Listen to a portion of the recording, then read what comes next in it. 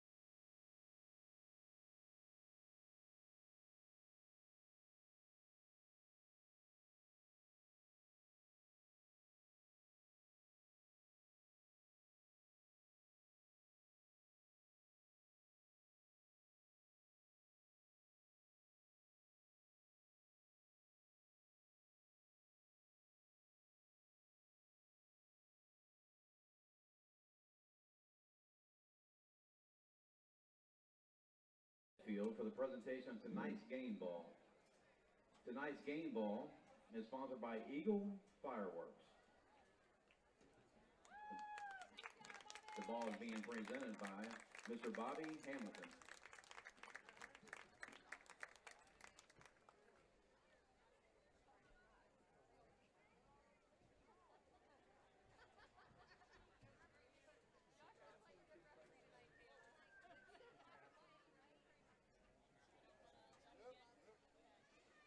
Okay, we're now going to start our senior night ceremony for our 2022 fall sports seniors. First team we're going to do is the football team. First senior is Noah Betts. Noah's escorted by his mother, Lacey Betts, and Aaron Torrey, and his father, Rick Betts, and Lisa Cunningham. Noah's a 3-year letterman in football, 4-year letterman in track, member of the FFA, or the pre-apprenticeship program, and Plumbers and Pipe Fitters Local 495, member of Hot Shots Trap Club of Southeastern Ohio. Noah's plans after graduation: complete his pre-apprenticeship with Local 495, and his long-term goal involves growing with the company where he can learn and continue to grow his skills. Senior Noah Betts. Our next senior is Tyler Dodd. Tyler's the son of Daryl and Carla Dodd, and he's being escorted tonight by Carla and Travis Dodd. Tyler's a 3-year varsity letter winner in football, going to be a 4-year varsity letter winner in basketball, and a 4-year varsity letter winner in baseball. Tyler participates in the College Credit Plus program. He's a member of the FCA. Tyler's plans after graduation are to attend college for business/finance. Senior Tyler Dodd. Our next football senior is Sebastian Graham. Sebastian is escorted by his mom Misty and his dad Jeremiah. Sebastian will be a 3-year varsity football letter winner, and he's also a member of Drug Free America. Sebastian's plans after graduation are to start his own HVAC company. We'd also like to wish Sebastian a happy birthday today. Senior Sebastian Graham. Our next senior is Bryce Hall. Bryce is being escorted by his mom Brandy Hall and his dad Dave Hall. Bryce is a football letterman, and he also attends welding classes at Belmont College. Bryce's plans after graduation: I would like to attend Cincinnati University, continue playing football, and study marine biology, and eventually build drift cars. Senior Bryce Hall. The next football senior is Will Hensley. Will is escorted by his dad Bill Hensley and his mom Kathy Hensley. Will is a varsity letter winner in football, and he's also a team captain on the football team. Will's plans after graduation: I plan to join the United States Army, where I will be privileged to protect and serve this great nation and help to keep America great again. Senior Will Hensley. Next football senior is Landon Coe. Landon is escorted by his parents, Brandon and Holly Coe.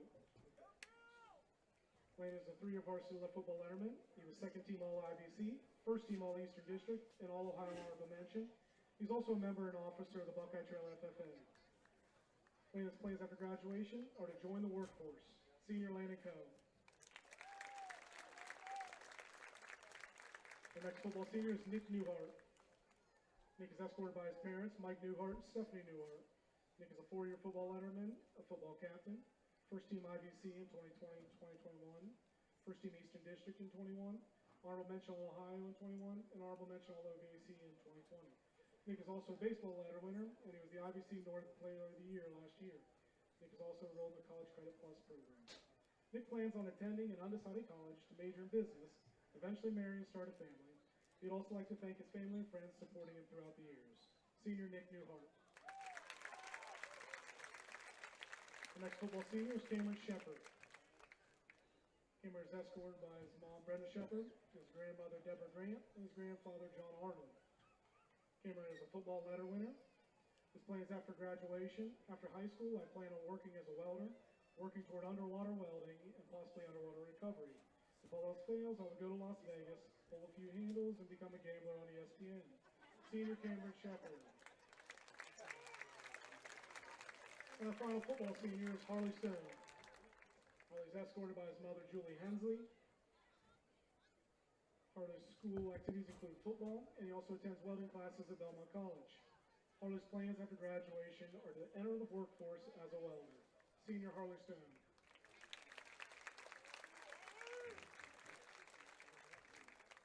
I'm going to introduce the members of our marching band. Our first marching band member is Emily Basham. Emily's escorted by her mom, Tiffany Basham, and dad, Roy Basham Jr. Emily led her marching pep band. She's a Tri-M member. She's part of the licensed practice nursing student at Mideast, Drug-Free Clubs of America, and also part of SADD.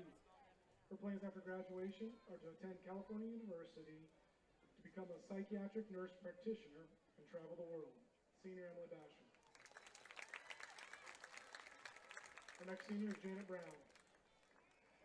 Janet is escorted by her mother, Amy Mallet. Janet's awards, lettered in Buckeye Trail Marching Band, Pep Band, and Concert Band. Janet's plans after graduation are to go to college for acting. Senior Janet Brown.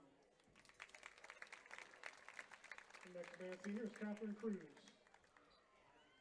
Catherine is escorted by her mom, Heather Cruz, and her dad, Matthew Cruz. She's part of the concert, marching, pep, and jazz band. She's a 2-year letterman and the high breast section leader. She's also a member of Tri-M Music Honor Society, and she's the historian. Catherine's plans after graduation are to attend Ohio University and earn a bachelor's in business administration. Senior Catherine Cruz. The next senior is Emma Fannin. Emma's a senior in the marching band and on the golf team. She's escorted by her dad, Russ Fannin, and her mom, Danielle Fannin. She's a 3-year band letterman, member of the marching and pep band, a 1-year golf letterman, Tri-M president, and National Honor Society member. Emma plans to go to college and major in education. Senior Emma Fannin. Next senior is Kieran Crail. Kieran is escorted by his mom, Bobby and Vicki Hickman. Kieran would like to wish his mom a happy birthday and say thank you for everything that you do. Kieran's awards, she's a 3-year letterman in band and a 3-year letterman in track and field.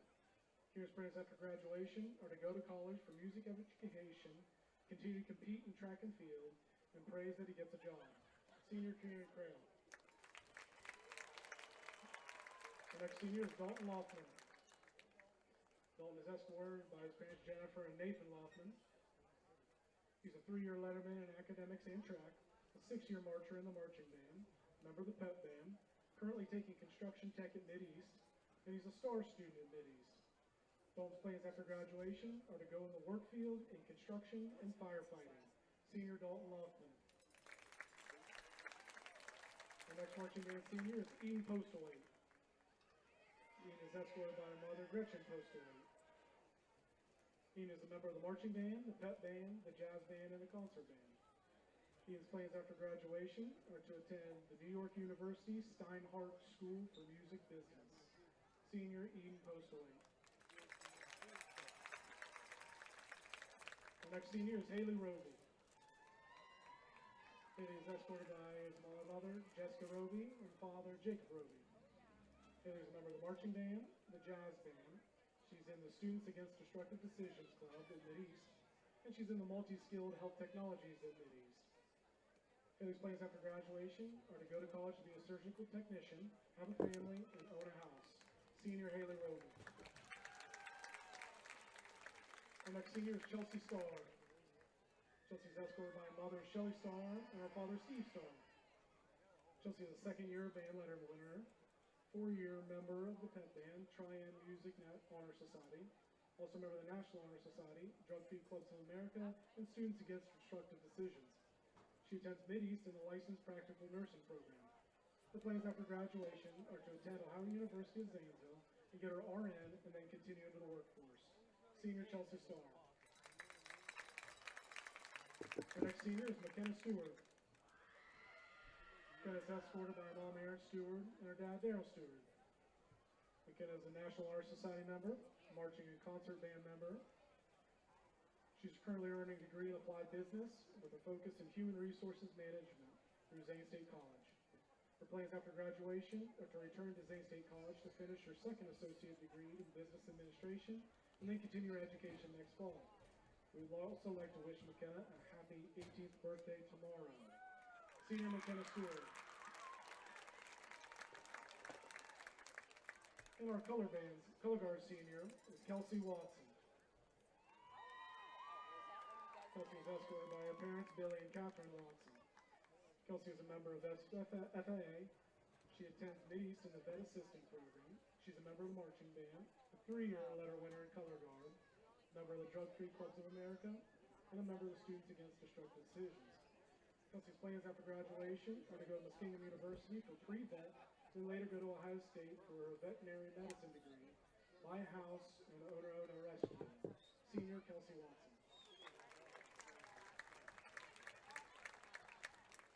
The first cheerleading senior is Haley Clevenger.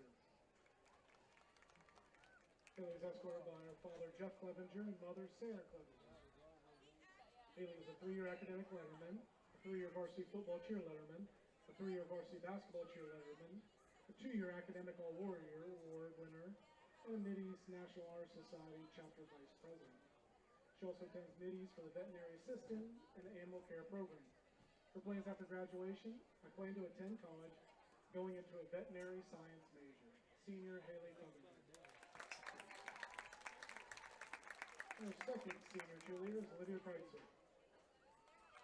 Olivia is escorted by her parents, Tony and Candy Kreitzer. She's a 3-year academic letter winner, 3-year varsity football and basketball cheerleader. Competes also on the competition cheer team, National Honor Society Vice President, member of Student Council, FCA member, 2-time OVAC All-Academic Team, 2-time Academic All-Warrior Award, and a Junior Scholar Athlete. Olivia's plans after graduation, I plan to major in business and marketing at an undecided college. Senior Olivia Kreitzer. For the cross-country team, Senior Wesley Shantz. Wesley's escorted by his dad, Wes. He's a 3-year cross-country letter winner and a 1-year track letterman. He's also a member of the 4-H for 8 years, and he's been a member of the FCA.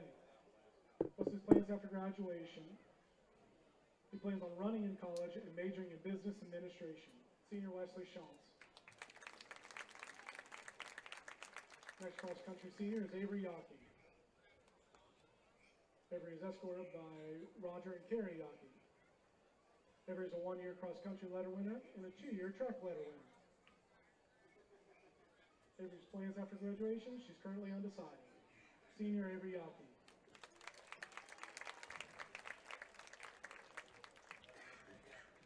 A cross-country and golf senior, Samantha Jackson. Samantha is escorted by mother Angie Jackson, her father Brian Jackson, and stepmom Mandy Jackson. Samantha is a 4-year letterman in cross-country, 2 years captain, 4-year letterman in softball, 2-year letterman in golf. National Honor Society member, FCA member, Leadership Guernsey graduate, 3-year academic All-Warrior Award winner, 3-year scholar athlete, and 4-year academic letter winner. Her plans after graduation are to attend Ohio State University to obtain a PhD and become an anesthesiologist. Senior Samantha Jackson. 2 members of our golf team, Isaac Beaver and Camden Olson. They're escorted by their parents, Matt and Melissa Beaver. For Isaac, he's a 4-year letterman in baseball, first team IVC and first team Eastern District. In golf, he's a 1-year letter winner. In basketball, he'll be a 4-year letterman. Academics, he's the president of National Honor Society, a College Credit Plus student, a 4-year academic letterman, and a Guernsey Youth Leadership graduate. Isaac's plans after graduation are to attend the Ohio State University and major in political science pre-law. Senior Isaac Beaver. And Camden Olson. Her awards include a College Credit Plus student. She's a 2-year academic letterman, a 1-year dance varsity letterman, and a 3-year volleyball participant, and the first year as a golf letterman. Camden's plans after graduation are to attend college for sociology. Senior Camden Olson. And our final senior on the golf team is Charlie Rapel. Charlie's escorted by Michael and Jessica Rapel and her mom, Amanda Morris. Charlie's a College Credit Plus student, a 3-year volleyball participant, and first-year varsity golf letterman. Charlie's plans after graduation are to attend college for nursing or dental. Senior Charlie Rapel. Thank you, everyone. Let's have one more round of applause for all of our fall sports seniors.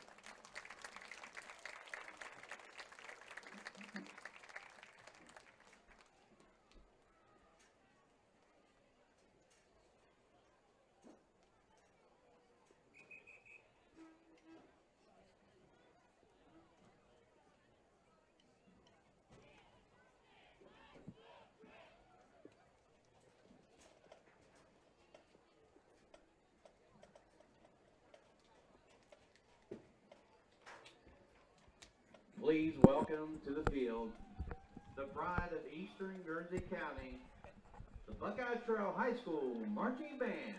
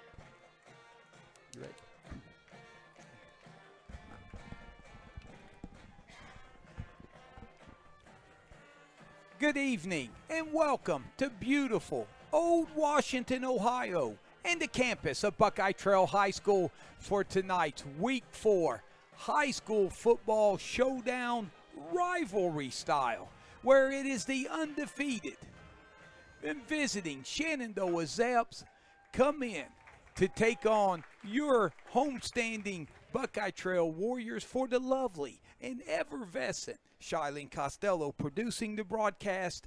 I'm merely Tom Strasser. And if you're going to bring a big game across the KGP airwaves, you better bring a big mouth with you. And I've done that. The one and only Chris Starr. And Chris, as the alma mater's being played, you look out there on the field and something's a little different. Yeah, man, we have a new turf field here at Buckeye Trail, and it looks outstanding, and it's been a long time coming. We've dealt with poor field conditions here for a long time, and finally we're able to afford to put a turf field in, not only a turf field for the football field, but the baseball and softball, and it really does look nice. It makes everything look so much better. It's really incredible what they've done with the facilities here. And, Chris, we're just mere seconds away from the playing of the national anthem, which will mean even more with it being the weekend of 9/11.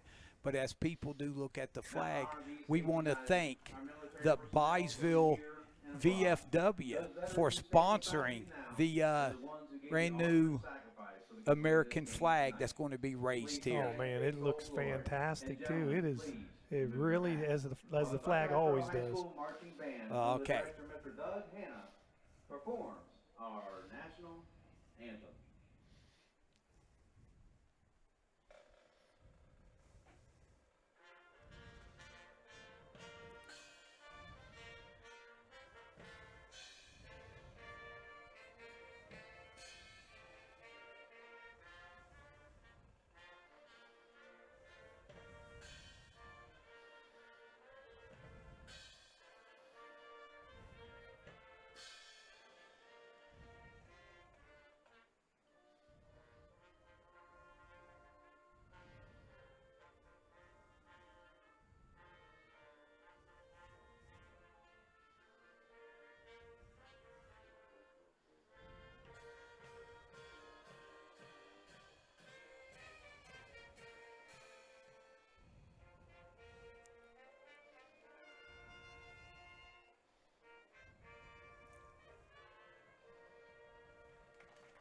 A beautiful rendition from the Buckeye Trail Marching Band. And, Chris, it's senior night.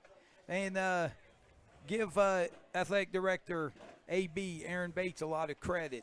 He had to go through and announce about 28 seniors tonight, a collection from the football team, band and color guard, cheerleaders, cross country, and golf. So we want to salute and thank the senior athletes for all their time and sacrifice to their sports and still, it ain't their last game here tonight, so that's a good thing. Yeah, it's always, you always have seniors that come through. They spend a lot of time out here, putting a lot of time in, sacrificing to play a sport. And we both know to play any sport, it takes a big sacrifice, not only by the seniors, but their parents also, to be able to allow them to come and play. So just congratulations to all those seniors for sticking it out, first of all, and being successful no matter what they do. And, Chris, the Shenandoah Zaps come in undefeated, 3-0 on the season under the direction of head coach Josh Lowry. And the Zaps getting ready to take the field carrying 2 flags. And like we said, 9/11, remembrance is this Sunday. It's hard to believe, 21 years now. But we will not forget.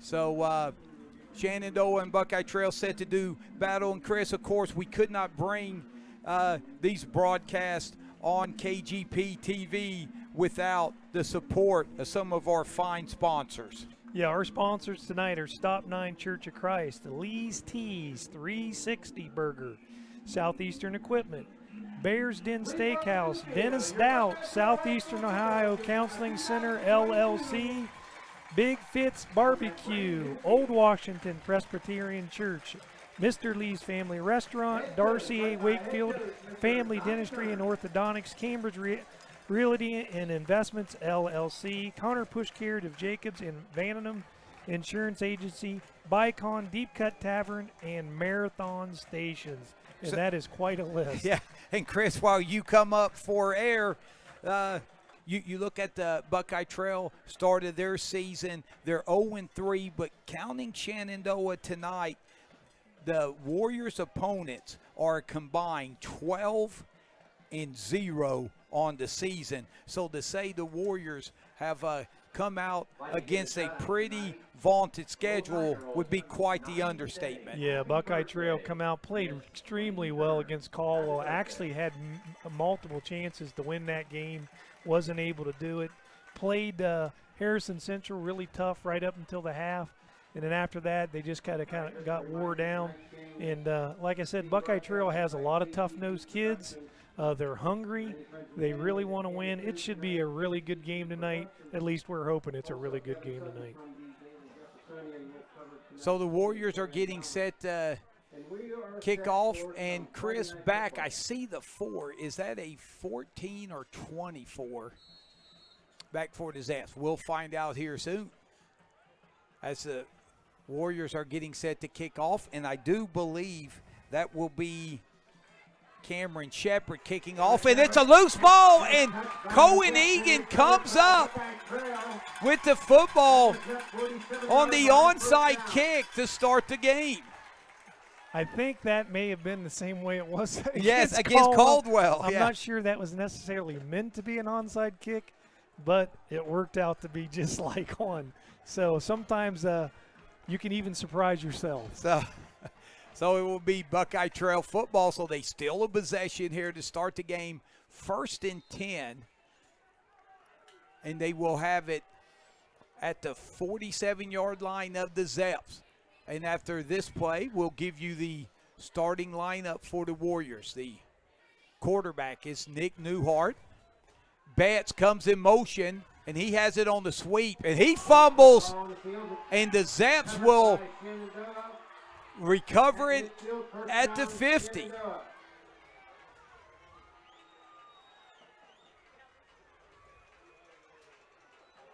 Yeah, Shenandoah did a nice job defensively stringing that out, and Betts just got the ball knocked loose, and wasn't anybody left around, and Shenandoah did a really nice job of jumping on that, making a recovery. So back-to-back turnovers right off the bat.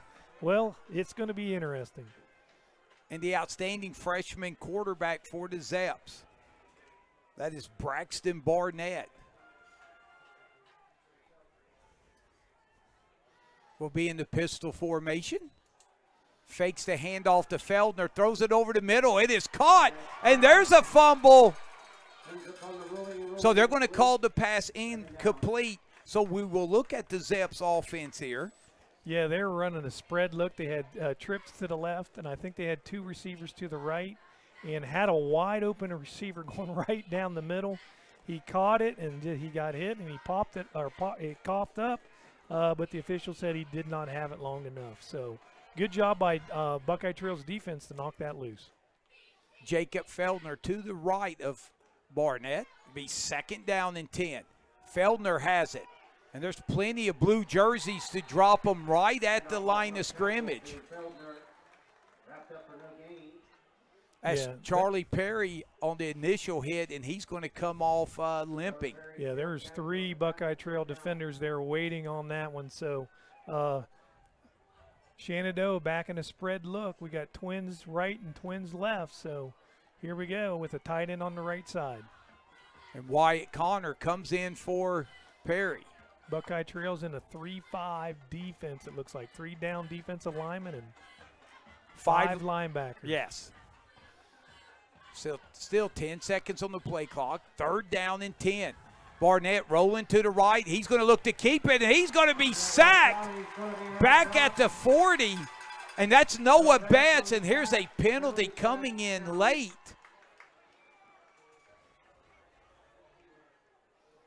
And if it's against the Warriors, it'll be personal foul against Buckeye Trail. Now, Chris, with the loss, if it's after the play, it should not be a first down. But it will give the Zeps a chance to go for it here.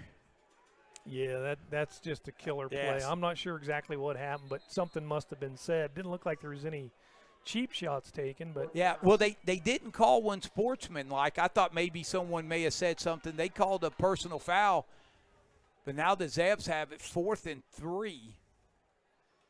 And they're going to go for it. I'm not sure if I would do this here. If it was me, I'd probably punt it and try to pin Buckeye Trail deep here. But it appears they're going to go for it. Yeah, so that was Betts with the sack. Barnett now will roll to his right, and it will be a motion penalty. Yep. Let's look at the Zeps offense. At left tackle, it's Drew Wildrout. Left guard is Logan Clark. The center is Jared Trenner. Right guard is Gage Glidden. The right tackle is Hunter Schott. Tight end is Joel Radizak. Quarterback, as we mentioned, is Braxton Barnett. The running back, Jacob Feldner. And the 3 wide receivers are Weston Miley, Brendan Portman, and Hunter Yates. So with the penalty, the Zeps they are going to punt the ball away. Good snap, low kick will take a Zeps bounce, and Cohen Egan's going to let it roll. So the Warriors will take over at the 5-yard line. And Chris, how about a shout out to a few of our sponsors? Okay, some of our sponsors for tonight. First of all, Stop 9 Church of Christ, cheering on all our local student athletes. Also, Lee's Tees, clothing our local fans for the last 7 years. 360 Burgers, serving farm to table burgers with local ingredients to all football fans in the area. And Southeastern Equipment, proud sponsors of the Warriors and all our local area teams. Thank you guys very much. All right, so the Warriors start 1st and 10 with the ball back at their own 5-yard line after a nice punt. Newhart keeps it off the left side. He's got running room over the 20, 25 to the 29-yard line. That will be a first down. Look at the Buckeye Trail offense. Left tackle is Riley Bryan. Left guard, Sebastian Graham. The center is Cole Porter. Right guard is Will the Thrill Hensley. Right tackle is Harley Stone. The tight end, Jackson Hess. The quarterback, Nick Newhart. Running back will be Charlie Perry. The H-back, Cohen Egan. And your wide receivers, Noah Betts and Jansen Alloway. And that was a 24-yard gain. And now here's Perry up the middle. And he's going to get about 5 yards. Yeah, and Buckeye Trail, that first play, they had the big long play. They just ran off tackle power play, had a big gap. Nick Newhart got a lot of yards after contact. That was just a dive inside. So Buckeye Trail is running the ball right at Shenandoah right now. and the Zeps are kind of bending just a little bit. Yeah, tackle there for the Zeps by Devin Wisen. And we'll give you the Zeps defense. Hopefully after this play, a nice pickup, 2nd down and 5. Newhart, swing pass to Perry. He's got a block, makes nice open field tackle there to about the 37-yard line. Yeah, and that tackle was made by number 5, Hunter Yates. He did a really nice job in the open field because I really thought that tackle was going to be broken, and he was able to bring him down in the open field. Really nice job by the Shenandoah defender. Yeah, and Charlie Perry. He's not easy to tackle either. He's 185, 6'4". Yes, he'll make you miss or run through you. But now 3rd down and 3 here for the Warriors. Newhart keeps it, and he is going to be short of the 1st down. It's going to be he's going to be about a half-yard short, I think. Jared Trenner was on the tackle that time. Really nice job. Got him about a half-yard short. We'll see what Buckeye Trail decides to do here. Oh, I think the Warriors are going to go for it here. That's Jansen Alloway comes in. Kind of surprised that the Buckeye Trail, Egan hasn't touched the ball yet. We both know that that's the speed on the team, and he's a kid that can really run. He ran 2 back against Harrison Central. And he gets in the open field. He is hard to catch. I expect Newhart to keep it off the left side, and he does, and he gets the 1st down to the 40. Yep. And he was brought down again by number 5, Hunter Yates, and also number 9, Jacob Feldner. So, again, Nick was able to get maybe a yard after contact. Defenders really stiffened up there, but when you only got a half yard to go, it's tough to stop. And, Chris, the Warriors – running game trying to run off the left side behind Riley Bryant. Remember, they just got him back last week. He'd been hurt, and the left guard, Sebastian Graham. Here's a handoff to Perry. He's got running room off the right side, and he's going to be near the 1st down marker as that was Feldner on the tackle. Yeah, again, Buckeye Trail just running the ball right at Shenandoah, trying to get him to react here. And we know Buckeye Trail likes to run the ball consistently inside, and then they'll try to pop one on the outside. And like I said, they have some speed. If they get to the outside, you're probably not going to run them down. And, Chris, the Warriors, they have 2 offensive touchdowns the last 2 weeks. How big would it be here on this drive, especially to go 95 yards? And that's Perry off the right side. He's got a 1st down. Yeah, and he drove. He probably got another 3 yards after contact. Charlie Perry, not real heavy, but, man, he runs with leverage. He gets his shoulders lowered and runs really hard. He was tackled by Hunter Scott that time. Shot that time. All right. He had the initial contact, and a whole host of other Zeps chimed in. They're running behind Will Hensley and Harley Stone on the right side there. So 1st down Warriors. 6:15, clock running here in the opening quarter. Thanks for joining us here on KGP TV. They're going to fake the screen, and Newhart gets inside the 45 to about the 43. So gain about 3 yards on that play off tackle. Again, Hunter shot on the tackle that time again. Buckeye Trail just basically lining it up and running it right at the Shenandoah defense. And Shenandoah has some beef inside too. They got some guys that they got a couple 260, 265-pound kids inside there. And here's Betts around the left end. Nice block by Perry, but they're going to call a holding call. So this will nullify the 1st down, and it'll come back and Perry thought he had the pancake, and that's why he's looking and going. That looked like a pancake to me. I'm not sure how they could have called that a hold, but they did. I do not agree with that call whatsoever. So it's a spot foul. It was 2nd and 4, so it should be 2nd and 14. I tell you, the Warriors, they've got their running game going. Yeah, and they had a big play there, and that really appeared to be a really nice block by Charlie Perry. Pretty much pancaked the guy on the outside, and didn't get the call, so that's the way it goes. But as I like to always say, the Zebras have a better angle than we do. And here's Perry up the middle, and he's got running room as he will get the 10 yards back and maybe a yard or so more as it's going to get to about the 43. Yeah, Perry just running it right, or Charlie Perry running it right up inside again, getting the shoulders lowered, running hard. Shenandoah defense, the Buckeye Trio has really been able to hurt them on the interior so far. We'll see what they do here. Buckeye Trail's into Shenandoah territory. I'll be surprised if they don't go for this, even if they don't get it. So it's going to be 3rd down and a long 8. Egan in motion, and here's a penalty as it's going to be a legal procedure. And that may be a break for the Warriors as Perry was dropped for about a 2-yard loss on the play. And again, Perry gets up limping. Yeah, it looks like he might have rolled his ankle that time. So yeah, Chris, remember he rolled his ankle on the first tackle of the game and came out. So that may be something that Charlie will have to fight through. So now 3rd and long for the Warriors. And this has been a problem the first 3 weeks offensively, playing behind the sticks. And here's another timeout. Warriors. And how about our sponsors? Okay, here's some of our sponsors tonight. The Bears Den Steakhouse. Stop by the Bears Den Steakhouse, located on Route 40 for the best steaks around.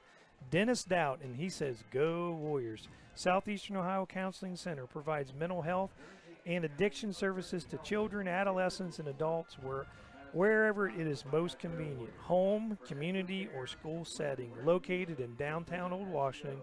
Call Mindy McGumphy at 740-489-5571 for any questions. And Big Fitz Barbecue, providing the best barbecue for all of our area fans. Again, we thank our sponsors for sponsoring us tonight. And Shylin, I don't think anyone that's part of the KGP family could read a better bedtime story than our sidekick tonight, the one and only Chris Starr. Excellent job, my man. And now, what is it, 3rd and about 13 here? 3rd and 13. Buckeye Trail, I think if they get half of this, I really think Buckeye Trail will probably go for it, especially being on Shenandoah's side. I think so too. If they don't, probably expect them to punt it. The ball comes back, and that's Feldner who's going to stand up. That was Bryce Hall, the senior, his first carry. So this will lead to a punting situation for the Warriors. So, Chris, field position is everything. You look, the Warriors took this drive about 47 yards, but are just barely across midfield because of the nice punt by the Zeps that pinned them down at the 5. And that's going to be Betts. What a nice punt. And Portman's going to let it go, and Gosda will down it at about the 10-yard line. Yeah, really nice job that time on the punt, especially on a turf field. If you can get a little bit of a roll out of it, we did, and Buckeye Trail has this beautiful field tonight, and the turf conditions are outstanding. It's nice to be able to play on a field where basically the turf is never an issue, and it looks like tonight it's going to be fantastic. Chris, you talked about the Warriors' 3-5 defense. We looked at the Zeps offense. Won't you get a quick look at the Warrior defense? Okay, starting at defensive tackle is number 99, Jackson Hess. Nose guard, 67, Cole Porter. Defensive tackle, 10, Wyatt Tank. Outside linebacker, 5, Jansen Alloway. Middle linebacker, 7, Charlie Perry. Middle linebacker, 4, Nick Newhart. Middle linebacker, 8, Noah Betts. Outside linebacker, 21, Cale Gazda. Cornerback, number 34, Cohen Egan. Cornerback, number 2, Braden Williams. And number 3, free safety, Bryce Hall. Yeah, and so far tonight, Buckeye Trail has really done a nice job of containing Shenandoah's offense. Yeah, that was Feldner up the middle, and he was met immediately by Hess and Porter. So No gain on the play. 2nd and 10. And now the Warriors, they're looking to flip field position here. A 3 and out would force the Zeps to kick it from their own end zone. Or the shadows of it anyway. Barnett, little bubble screen. And what a tackle by Betts as he wraps up Feldner. Now, the forward progress will get it up to about the 7-yard line. 7-yard line. Yeah. Really nice job, Buckeye. They tried to run that wide receiver screen. Buckeye Trail read it immediately. First guy held on, and then the rest of the guys cleaned it up. So, again, Buckeye Trail looks really quick tonight. I mean, they are running to the ball well tonight. Yeah, and that was a loss of 3. So it's going to be 3rd down and 10. Barnett. And one thing Buckeye Trail is really struggled with this year is covering the pass at times. So we'll see how they do. Caden Palmer comes on late. Barnett looking. He's going to run with it. And Perry's going to run him out of bounds as he'll get back to the original line of scrimmage, maybe to the 11. So the Warriors should have excellent field position. Yeah, it's going to be a 3 and out, and it's 4th and 10. Shenandoah backed up deep, and Buckeye Trail, you think about where they had the ball at the 5 at the other end and totally switched the field position. And we know some of these games can be determined just by field position. And so far, Buckeye Trail has done a really good job of switching the fields. And Chris Cohen-Egan, who has 2 special teams touchdowns, both kickoff returns, expect him to be aggressive here if he gets a chance to field this. He does at midfield. He turns it to the, nice tackle. Is that a horse collar tackle? Nice tackle by Joe Radazak. As Radazak with the tackle, and we'll see what the call is. It had to be a horse collar tackle. I'm not sure. Yeah, what it else wasn't they a did. face mask. But No. I didn't think there was a hold or a clip or anything. What are they calling here? A block in the back. Oh. Yeah, I didn't see that with Radazak. Again, an open field tackle by the Zeps there, because if he doesn't make that tackle, Egan's got a chance to get the ball at least beyond the 30-yard line. Yeah, again, another call that's very the Buckeye Trail had an opportunity to actually block him in the back. Basically went out of his way, it looked like, not to do that. But, Chris, I don't think that one, because the call came in later towards the tackle, so it had to be someone else. I don't think they called that one, because you're right. He backed off there.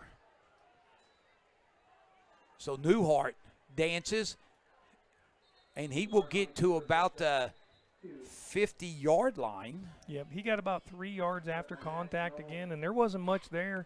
Nick just put his head down and basically bowled his way out. And the tackle that time was made by Caden Palmer, number 19, initial hit. And Shenandoah is bringing in the beef. Number 72 is coming in. I'll tell you what, he's a big kid, Axel Sailing. He's a junior, 5'10", about 333. So they're bringing some guys in there to try to plug that middle up. And here's Perry. Good to see him back out there. And the ball comes out. They're going to call him down. As he gets over the 45, he was close to the first down. We'll see where he has to get to the 43. It's at the 44, so it'll be 3rd down and 1. 3rd and about 1. And I think that was Feldner on the tackle. Yeah, that was a nice job. Feldner got the tackle and really ripped at the ball and broke it loose right at the very end. Sometimes guys that are carrying the ball right before they hit the ground, they'll kind of let that ball go just a little bit, and I think he got it loose just in time. Newhart will get the first down, make a little spin move. Feldner on the tackle. He'll be stopped just short of the 40 or right at the 40. So gain of 4. First down by Buckeye Trail, and they're just running that thing straight ahead.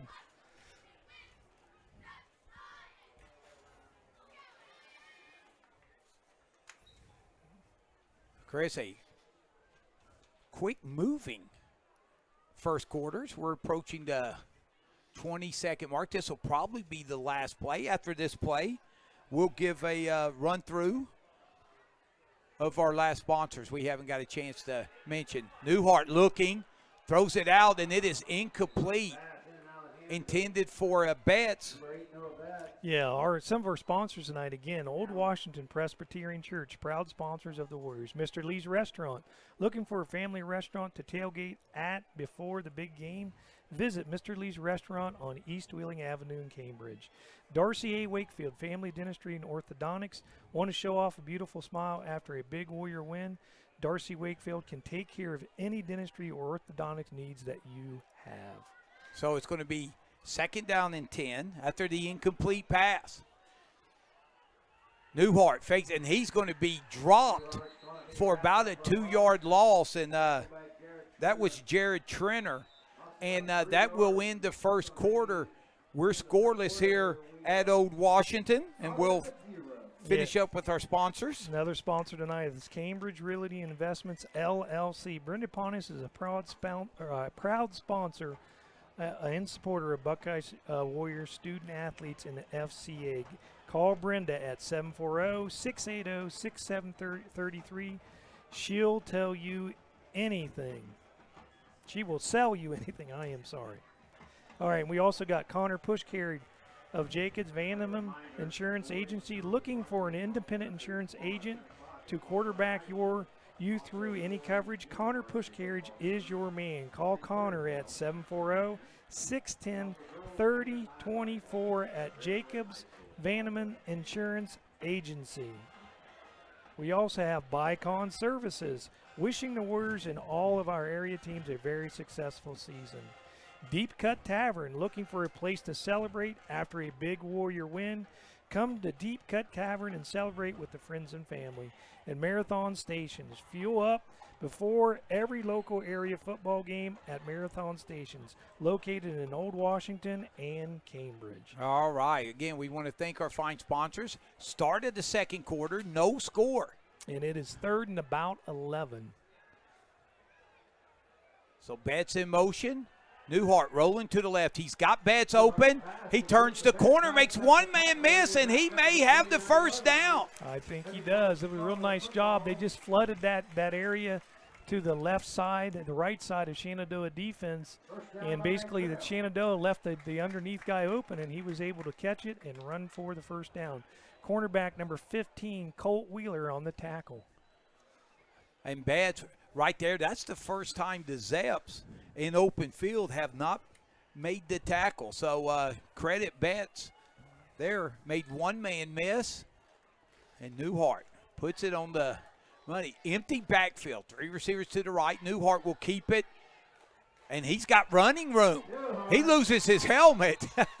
So they're going to spot him at the 25-yard line.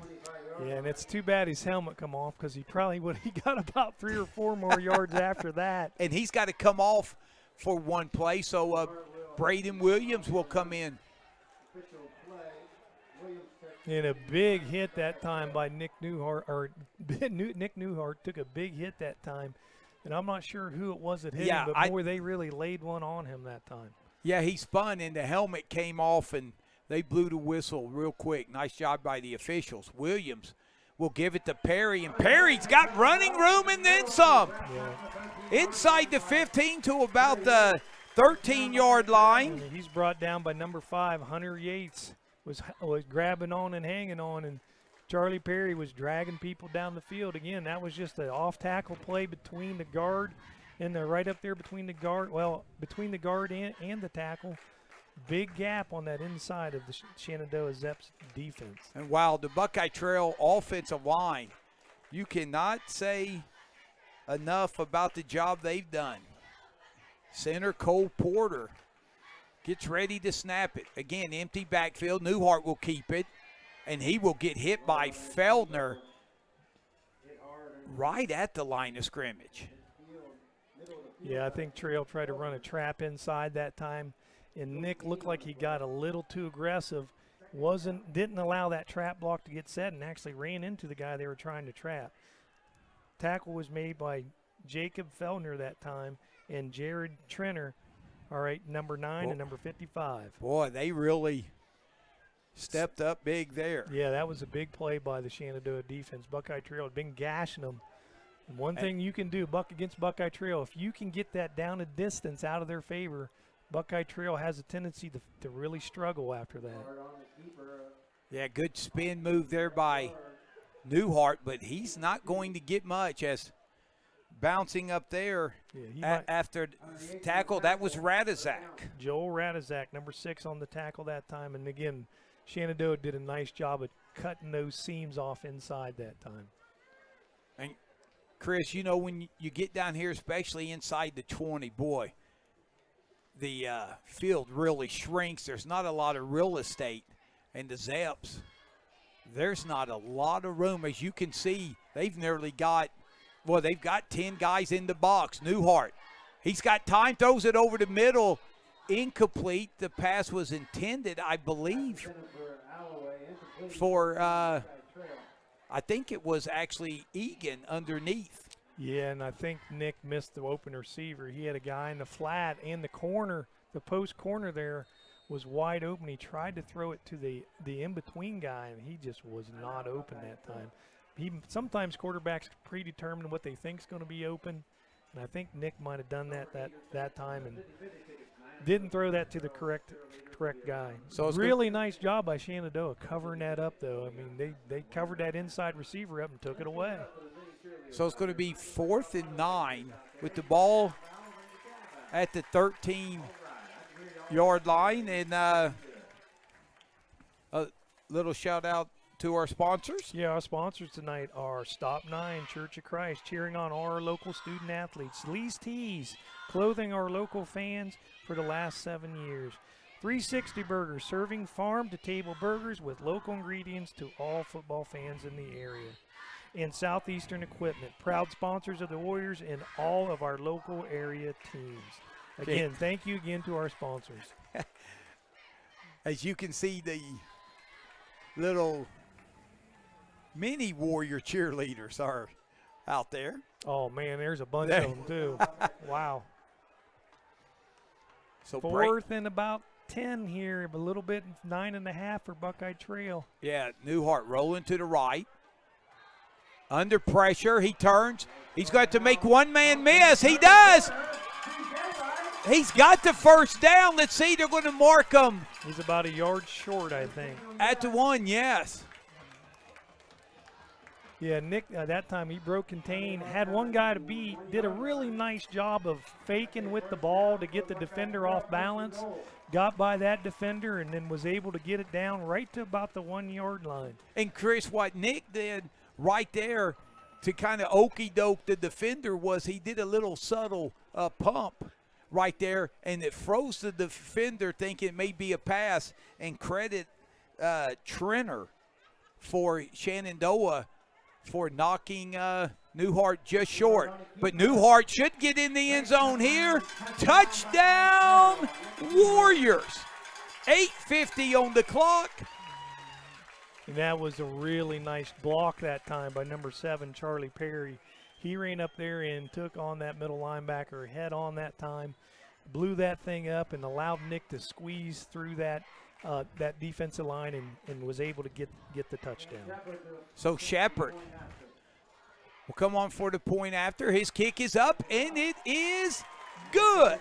8:50 left here in the second quarter, and the Buckeye Trail Warriors are the first on the board. Your score, Trail 7, Shenandoah 0. We'll take a quick timeout and be back here at the Bill Baker Activity Complex. Okay, give you a chance to breathe. Hey, after the next kickoff, you can knock those in. So that was Newhart.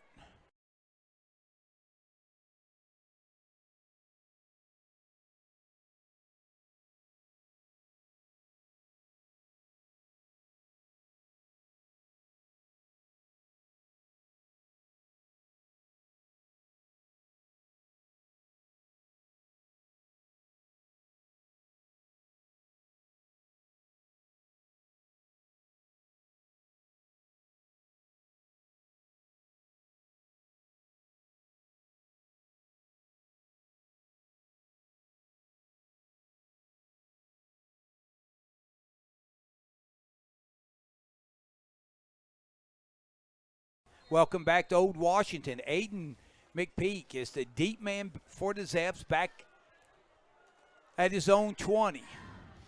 Shepard kicks off, and there's another squib kick, but the Zaps ready for it, and it is caught at the 41-yard line. So the Zaps will have excellent field position. And I believe that was Trenner who made the catch. Yeah, Jared Trenner, number 55. You know, a lineman did a really nice job of just sailing back, caught it with no problem, and took a knee. Really nice job by Jared Trenner that time. And, Chris, the strength of the Zaps, talking to some folks that have seen them play, they have said their line, offensive and defensive line, have really been the catalyst. And right now the Zaps, with the ball, still looking for their first down, as Feldner will get positive yardage here. Yeah, and as you say that, they ran basically a sweep to the left, and he cut it up and got about 6 yards off that, 6 or 7 yards. Really nice run that time by number 9 for Shenandoah, Josh Feldner. So a little bit quicker. Feldner again brings it around, and Jacobs going to get maybe a yard. Yeah, he didn't get much that time. Buckeye Trail sniffed that out that time, was able to stop him for about a yard gain that time, and Feldner on the carry again. Tackled by number 67, Cole Porter, and then a whole group of other Buckeye Trail Warrior defenders. And, oh, man, I hate to see this, but number 55, Jared Trenner is down right now, and he looks like he's in pain. So, man, that would be a big hit to Shenandoah, not only on the offense but also on the defense. He has really played well tonight for the Shenandoah Zaps. Yeah, and they Coach Kearns, he's even walking out.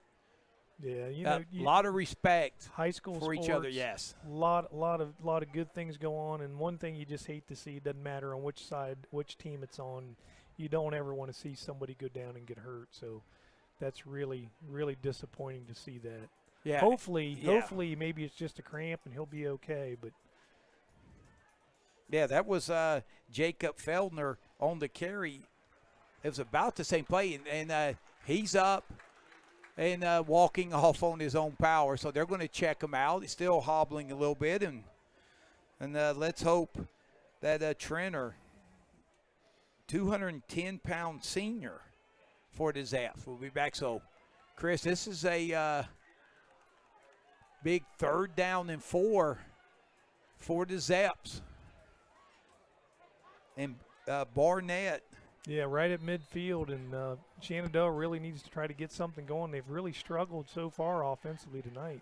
Barnett throws into flat. He's got a man, and that's going to be a 1st down as that goes to Portman. And that is the Zaps' first down, and Barnett, boy, is he an impressive quarterback, only a freshman. So he delivered that to Portman, and that is the Zaps' first down, I do believe. Buckeye Trail. 1st down, Shenandoah. So the Zaps in Warrior territory for the 2nd time, and that's Feldner, and he's going to be tackled by Betts as well as Gazda. Yeah, Betts come up, really took on Feldner one-on-one basically in the hole. Feldner still got a couple yards after contact. Credit to him, but then a group of Warriors jumped on and was able to drive him back. So Zaps, they've picked up the pace here a little bit on this drive. As that's Feldner, very patient, finds a little crease as he'll get to about the 42. Yeah, he got about 4 yards on that carry. Like you said, he was patient, allowed his blocks to develop, found the seams, kind of bounced around back and forth, and then got about three yards out of that when there really wasn't much there. It looked like Newhart and Perry on the stop. Like you pointed out, the Warriors, a 3-5 linebackers, and they've been active, and this should give the Zaps a 1st down as the Warriors a little bit anxious. Yeah, one of the Warrior defenders on the outside there just got a little too aggressive, jumped off sides, and that's going to be a Zepp's first down.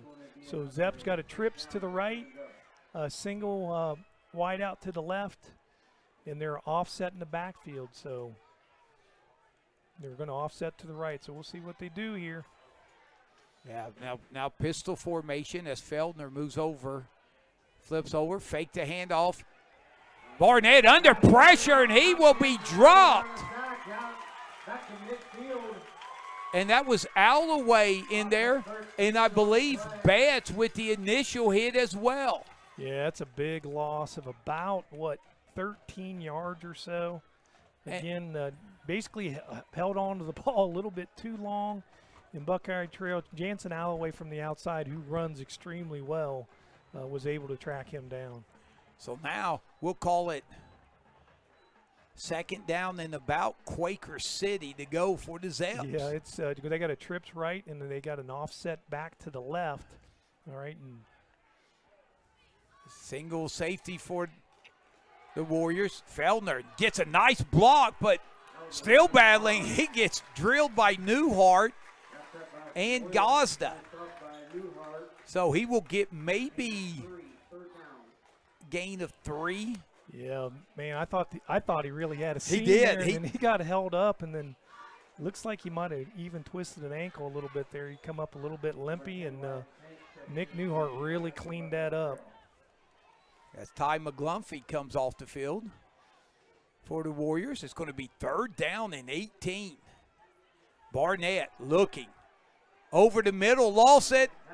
Nice defense there by Gazda.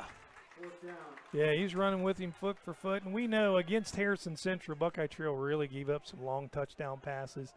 But when you're going against athletes who are 6'3", 6'4" at the receiver, which Harrison Central had, it's a lot easier to cover those guys one-on-one, manned up tonight when you're matched up more evenly. And, again, that was a nicely thrown ball. The timing was pretty good. It's just Cale Gazda did a really nice job of covering it up. Hunter Yates was the intended wide receiver. So the Zeps looking to pin the Warriors back. Egan's got some running room. Nice block by Perry. Gets him over to 22 to 21. So that was wild route on the punt. Yeah, number 54, Drew Wild route on the punt. Really nice punt. Had some hang time and a pretty decent return that time by Cone Egan. All right, our sponsors tonight, we got Bears Den Steakhouse. Stop by the Bears Den Steakhouse located on Route 40 for the best steaks around. Dennis Stout, and he says, go Warriors. Southeastern Ohio Counseling Center provides mental health and addiction services to children, adolescents, and adults wherever it is most convenient. Home, community, or school setting located in downtown Old Washington. Call Mindy McGlumphy at 740-489-5571. So first down and 10. Here's a little flare pass out, and that's to Egan, and Egan gets hit there immediately. Radizak. And in Shenandoah, it looked like they were well prepared for that. They were able to get there in a hurry and basically cut that off immediately. Okay, we also got Big Fitz Barbecue, providing the best barbecue for all our area fans. Thank you, sponsors, for sponsoring this tonight. Thank you very much. So, Chris, the Warriors try to get Egan the ball out in space there, but nice defense by Wheeler and Radizak. And here's around the end is going to be Hall. He makes one man miss, and then he is dropped at the 26-yard line, a gain of 3. Feldner on the tackle.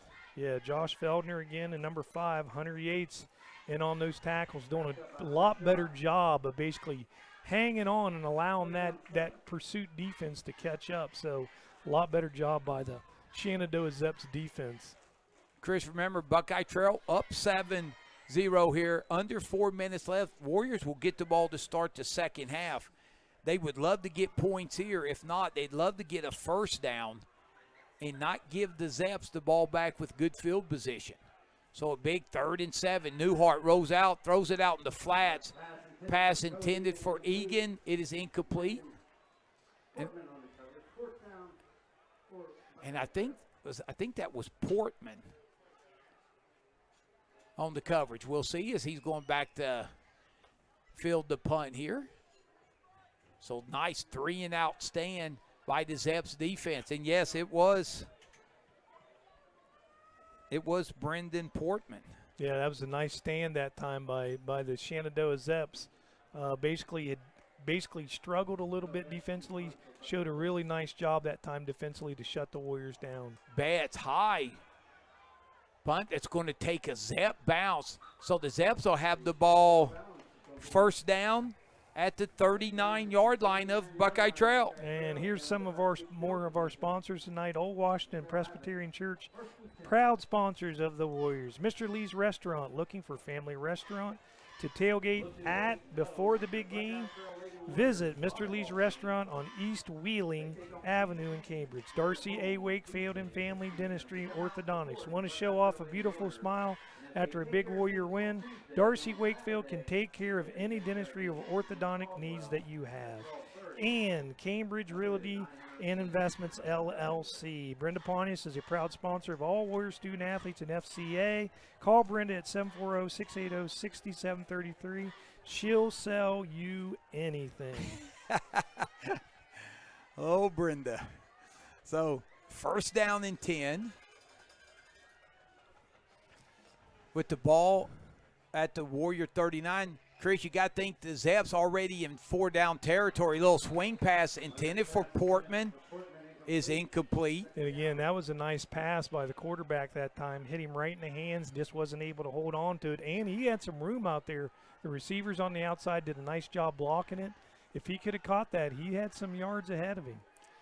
And defensive coordinator Terry Perry, he's got to be pleased with the execution of the defensive game plan here in the first half. But remember, the Zeps, they have shown this season they can score in bunches. That's the reason they're undefeated. Over the middle. Barnett throws it, is caught down to the 20-yard line. Yeah, and that was the middle of that field. Like, very first play of the game, Shenandoah was able to basically split those safeties down the middle, had a guy wide open again, threw that over the middle linebacker's head, had a guy wide open going right down the middle of the field. Yeah, I couldn't tell if that was Portman or not. It was Travis Dodd on the tackle. I seen him running off the field. There's a nice open field tackle by Alloway as he drops Portman right at the line of scrimmage. Yeah, and it was a really good job by number 8, Noah Betts, of putting pressure on the quarterback. Didn't allow him time to really let that thing develop because Shenandoah, again, had something going there. So Feldner has got running room as he will get to about the 14-yard line before he's dropped down. Betts on the tackle for the Warriors. Yeah, Buckeye Trail. Again, that time Shenandoah's done a nice job of trying to work Buckeye Trail to the perimeter, opened that inside up, and was able to get about 4 or 5 yards inside that time on a run. So a big 3rd and 5. Here's a little swing pass, and nice defense there by Alloway. Alloway was able to run through the block that time and make the tackle. So an outstanding job by Jansen Alloway on the outside of making that play. Good job, Jansen. So Wyatt Tank will come in for Jackson Hess. So big 4th and 6 here, nearing a 1.5-minute mark here of the second quarter. Zeps looking to keep this drive alive. There's a pass in the end zone, and there's going to be a 2 flags, pass interference. Yeah, and it was a no-doubter too. Jansen actually had a hold of the back of the shoulder pads and pulled it back. It almost looked like a horse collar tackle at first.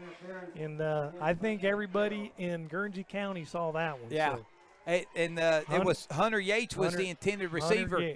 Now, Chris, the Warrior sideline, they're saying the ball wasn't catchable. But, yeah, you're right. He got grabbed. He got grabbed before the ball ever got there. That was a good call by the officials.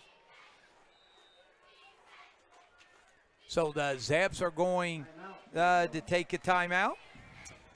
All right, we're going to hit some more of our sponsors here. And again, thank you very much to these sponsors. Connor Push Carriage of Jacobs Vandeman Insurance Agency. Looking for an independent insurance agent to quarterback you through any coverage? Connor Push Carriage is your man. Call Connor at 740-610-3024 at Jacobs Vandeman Insurance Agency. In Bicon Services, wishing the Warriors and all our area teams a very successful season. Deep Cut Tavern, looking for a place to celebrate after a big Warrior win? Come to Deep Cut Tavern and celebrate with friends and family. And Marathon Stations, fuel up before every local area football game at Marathon Stations, located in Old Washington and Cambridge. Again, thank you very much to our sponsors. We are blessed to have you guys allowing us to bring this here to you tonight. And Chris, speaking of Connor Push Carriage, we seen him working the crowd earlier tonight. What a nice football career he had for the Warriors, in actually leading them to the playoffs a couple of years ago as a senior quarterback. So here's Feldner. And Feldner's going to walk into the end zone. Touchdown, Zaps. As well. Nice blocking there on the right side of the line. That was Gage Glidden and Hunter shot. Yeah, and Shenandoah just gashed Buckeye Trail that time. There was a huge hole. I'm not sure he was touched that time, and he ran right into the end zone. So really nice job by the offensive line by the Shenandoah Zeps. So the Zeps will go for 2. And I don't think he's going to get it.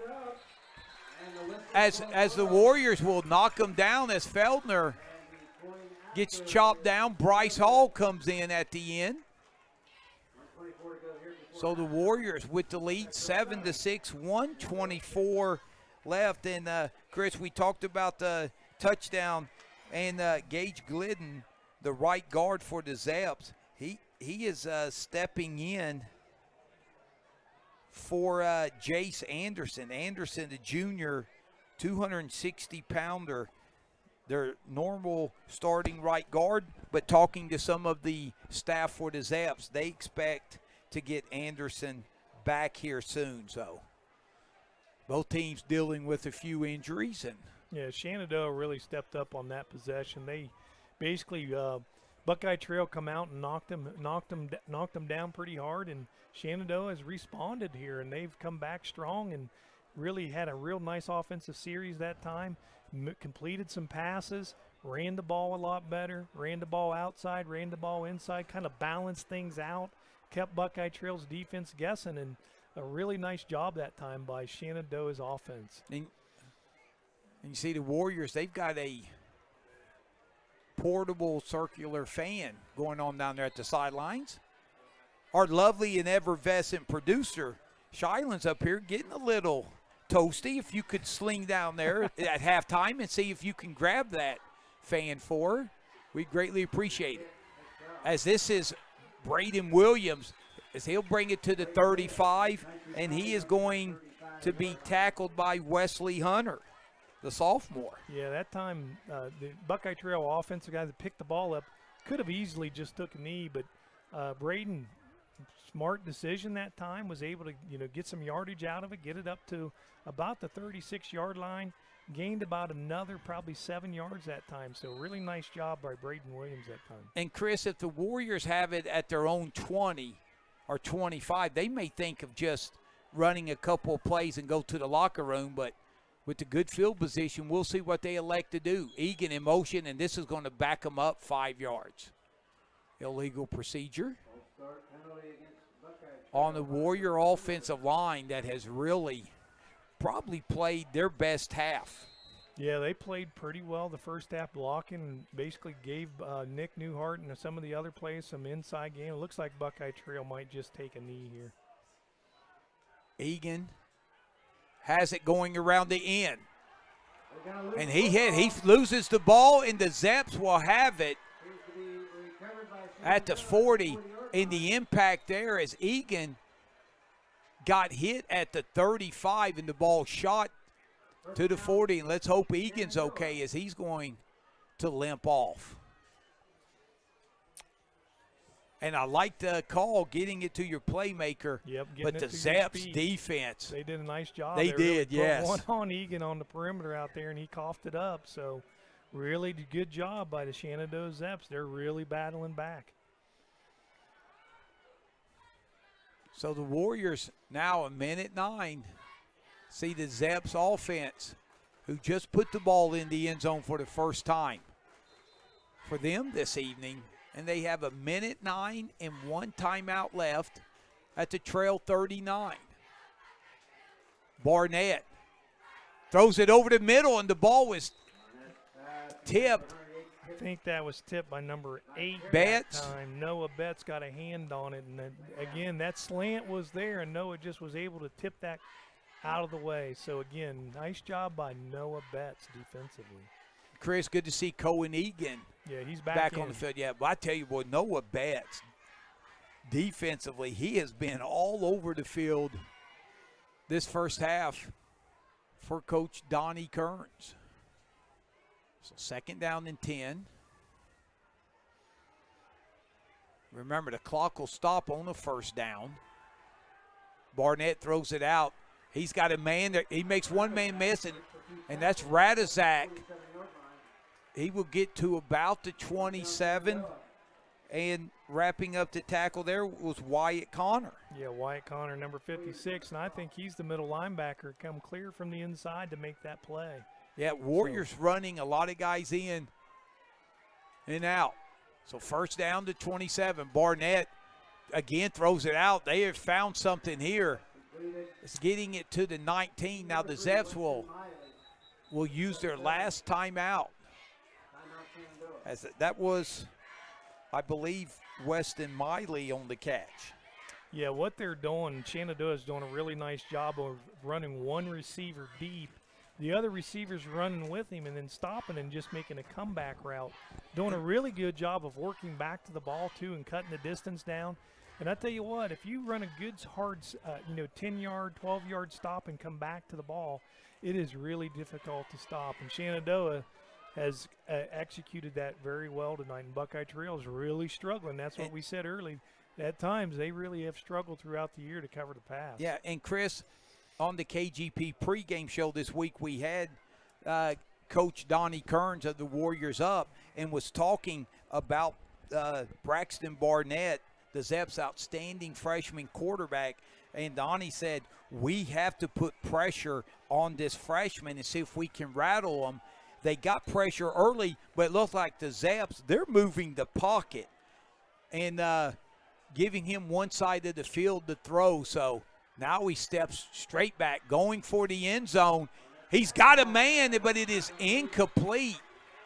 That was Alloway on the coverage of Hunter Yates. Yeah, it was pretty good coverage that time, man. He's got his arm on that shoulder pad, and you're just not sure if they're going to throw a flag. And one thing Jansen needs to do is get his head turned and see the ball, because the Buckeye Trail defenders right now have no idea where the ball's at. And, man, I tell you what, the offensive player almost made a catch there. And, Chris, I think they called a flag. What was the call? So it may have been pass interference. I didn't hear it. They moved it down. It must have been roughing the passer, because it definitely was not pass interference. Okay. Yeah, I didn't hear. I never heard that there was flag. And here's Feldner. Whoa, he makes one man miss, makes two, man. What a run down to the 2-yard line, and the Zeps will use their last timeout. They're saying they're going to hurry up. They've still got a timeout. Feldner fighting. He will be stood up. Now the Zeps have to call a timeout. And, Chris, now they will have time for one play. One more play here to have a chance to get this in. And, man, where Shenandoah is at, you almost got to think they got to roll out or do something that way. The last time they spread it to the left and then ran back to the right and was able to get Buckeye Trail gashed in there. So we'll see what they do here. But how about the confidence Coach Lowry and his staff have in Barnett, only a freshman, clock running, that they were confident enough to get everybody, get them set, and still get the playoff. And Well, I tell you, I like the Zeps' decision there at first. It looked like the coaches were signaling a timeout, but no, they were just, rolling their hands saying, let's go and get a quick play. But the Warriors' interior defense got lined up quick and was there, led by the nose guard, Cole Porter. Yeah, this will be interesting to see what you do. It's either going to be a super quick pass, maybe try to get 2 of them in here, or a run probably away from the trips, but would be my guess. But they are going double slot here with an offset back. So yeah, this will be the last play like of the a first run half. Formation. Barnett still looking. And now he throws it. He's got a man open. Touchdown. Nice job by Barnett faking the run. And was it Yates who caught the pass? I believe it was. What happened is he rolled to the receiver side out there. The receiver had ran basically a hook route in the end zone, and the defensive back has got to kind of play in between that. He committed to the quarterback immediately, left the receiver wide open, and it was actually an easy play for the quarterback. So really nice job that time by the quarterback, Braxton Yates, to attack that line of scrimmage and make them come get him and leave that wide receiver wide open. So the 2-point conversion there, no good. Nice coverage by Alloway. So the Warriors, who led the majority of this first half, they have seen the Zeps score 2 times in the last minute and a half of the second quarter to lead at the half. Your score, Shenandoah 12, Buckeye Trail 7 as they head to the locker rooms. We'll step aside and get ready to watch, I believe, the Zeps marching band. Yes, as they're getting ready to take the field, as well as the Buckeye Trail marching band. And then we'll come back after that towards the end and get you set for the second half, as well as some first half statistics and expertise analysis by my partner in crime, the Hall of Famer, Chris Starr. So we'll be back.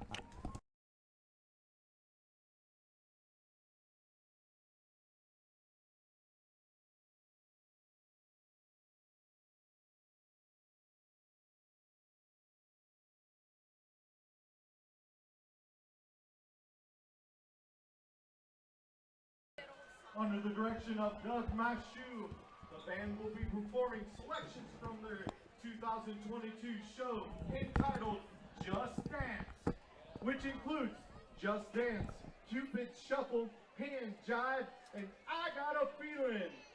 We are Zeps Nation, and we are on the rise. Go Zeps!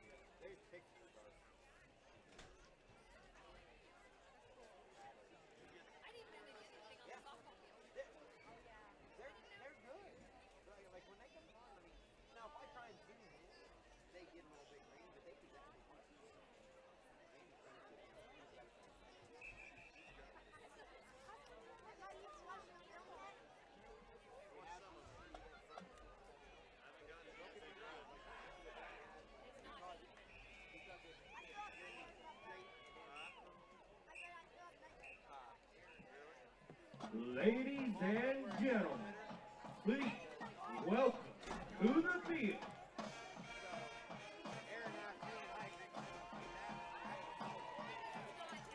the pride of Eastern Guernsey County.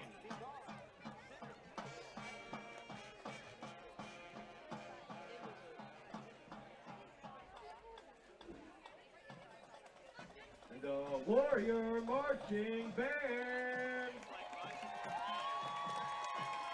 The Warrior Marching Band is under the direction of Doug Hanna, Assistant Band Director Stacey Randul, and Color Guard Instructor Brenda Shepard.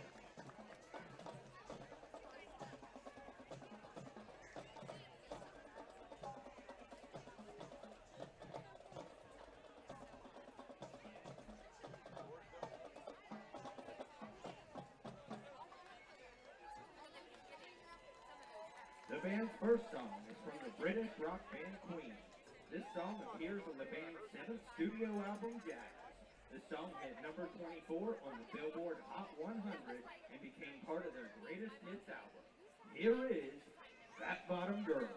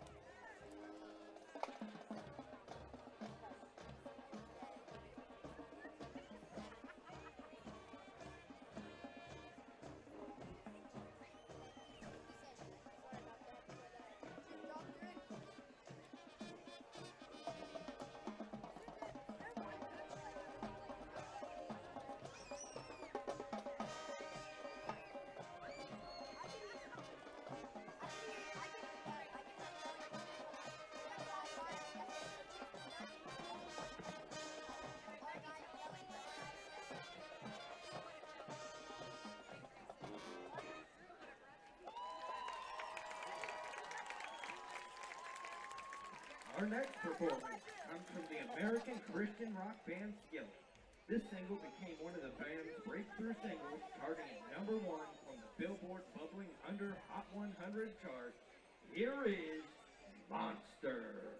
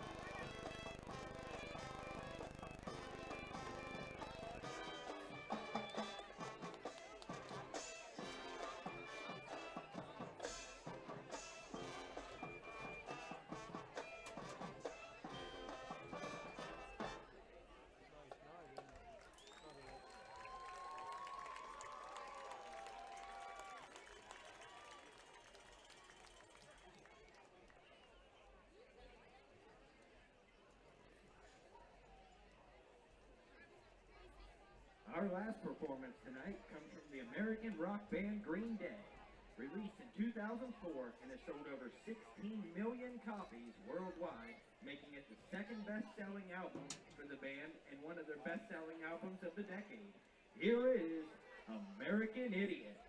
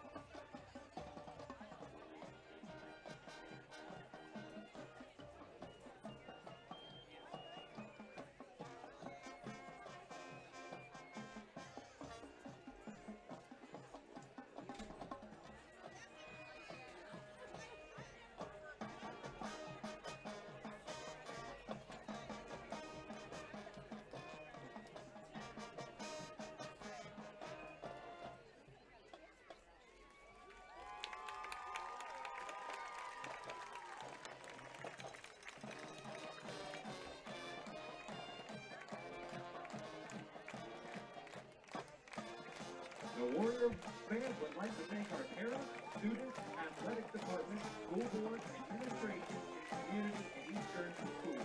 Thank you for your continued support of the Warrior Marching Band program.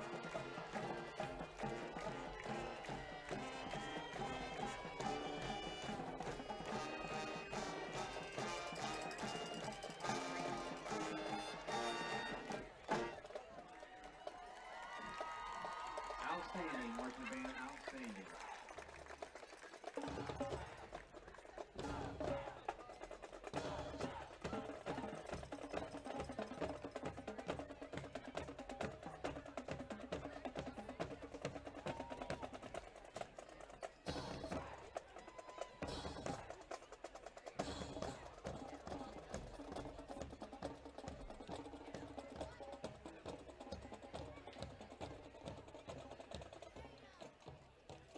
If you bought a ticket for a chance to win a jar of the official dirt here at the Baker Activity Complex, go ahead and get that blue ticket out.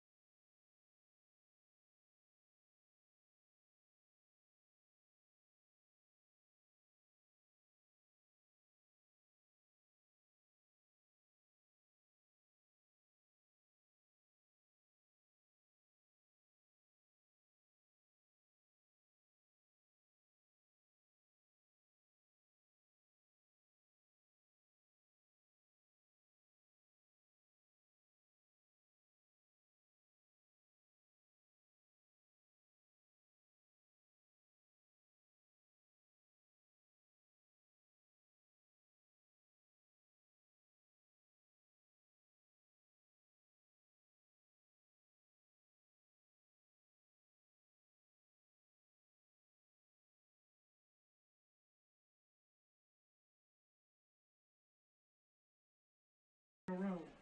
In All-Ohio football selection, we recognize Franco for his dedication to athletic competition as he has entered his first season with the Marietta College Pioneers football program.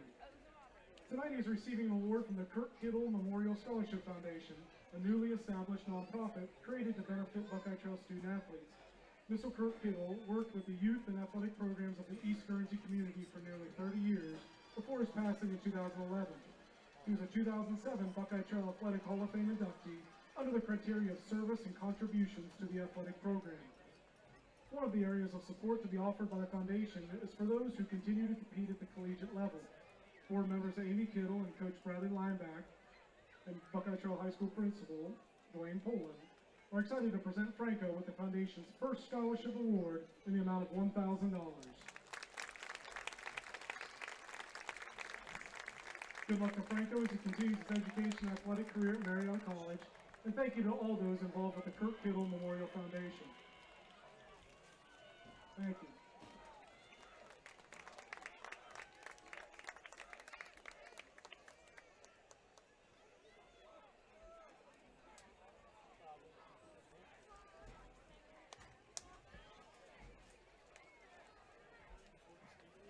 Everybody should be checking their pockets tonight. See if you got the keys to your vehicle to drive home. And if you don't, I might have that up here at the announcing booth. Looks like it's going to be a Chevy. So please check your pockets, make sure you got your keys to get home tonight. And if you're missing the set of keys, please come up to the announcing booth.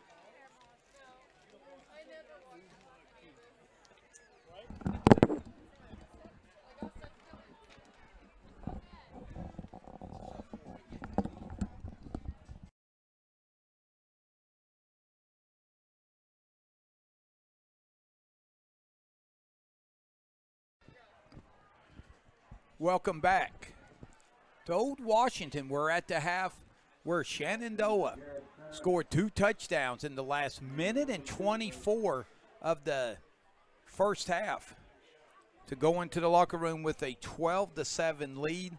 After a scoreless first quarter, the Warriors converted a 4th down and long. Nick Newhart ran it down to the 1-yard line, and then a 1st and goal. Newhart would carry it in for 1 yard. The extra point by Shepard was up and good, and the Warriors would lead 7-0. But then with a minute 24 left in the second quarter, it would be Jacob Feldner who would take it around the right end for 8 yards in the touchdown.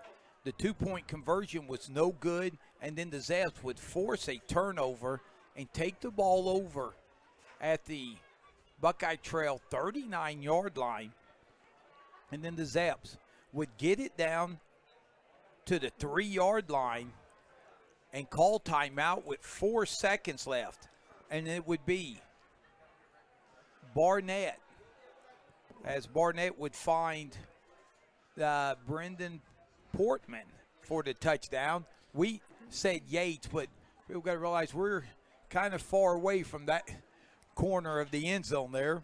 Not tough to see, but it was Portman who caught the 3-yard touchdown pass on the last play of the second half. The 2-point conversion, no good, and the Zaps lead 12-7. And what's a couple of first half stats that stand out to you first for Shenandoah? All right, running for Shenandoah, Feldner had 11 carries for 34 yards and 1 TD. Passing, Barnett was 8 for 12 for 40 yards and 1 TD.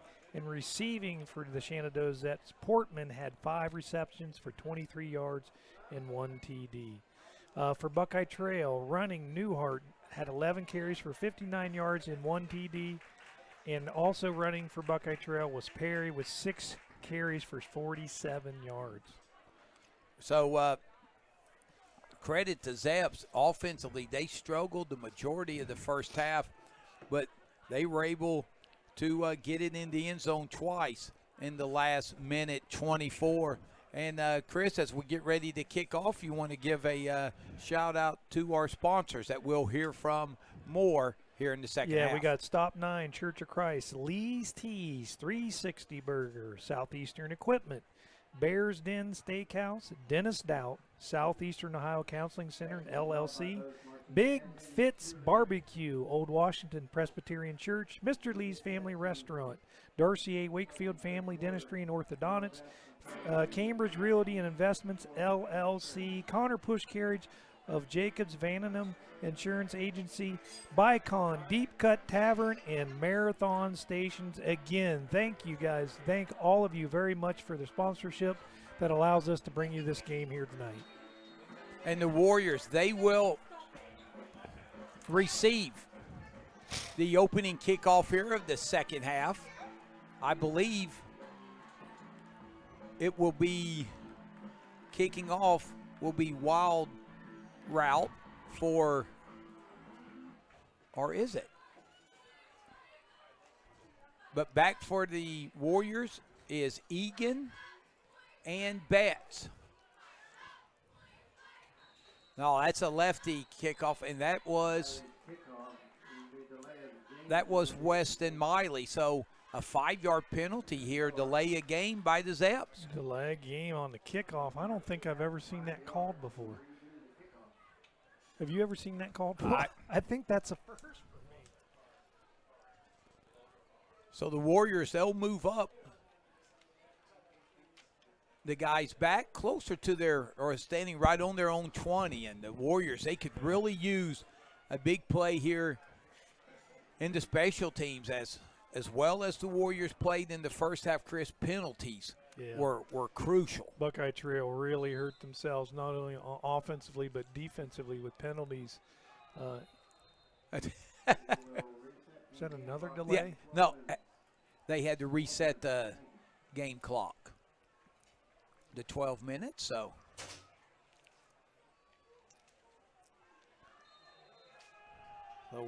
We should get underway here as Miley will squib it.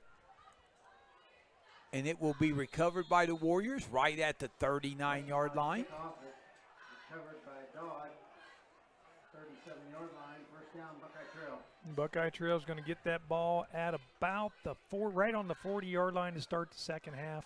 1st and 10 for Well, it make that the 37-yard line, 38-yard line for Buckeye Trail. As you know, that first possession of the second half really makes a statement either defensively or offensively, a lot of times how this game's going to go. So this is a big, big possession for Buckeye Trail and Shenandoah. Newhart will keep it off the left side, and he will pick up positive yardage to the 45. He will get about 7. Yeah, tackled again by number 5 that time, Hunter Yates. And he's been in on a lot of tackles tonight, along with number 55, Jared Trenner, and he's back in there. It's nice to see him back out there tonight. We were kind of worried about it. Looked like he had hurt his leg or maybe had a cramp. We weren't sure what happened, but it looks like he's back in there now. Yeah, I'm looking. Maybe that was 5. That might have been 5. Yeah. So Newhart will keep it, and he will get the first down. He needed to get to the 48. He gets to about the 49. Yeah, that was 55. He is back in. Okay, that's good. That is a great sign for the Zeps. A really tough run that time by Nick Newhart inside, really putting his head down and just plowing forward to get that first down. So really nice job by the Buckeye Trail offensive line to create some space inside for Buckeye Trail.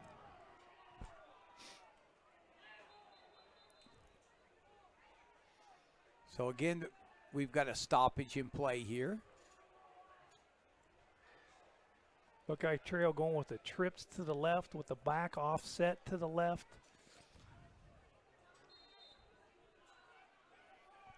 So first down and 10. Thanks for joining us here on KGP TV.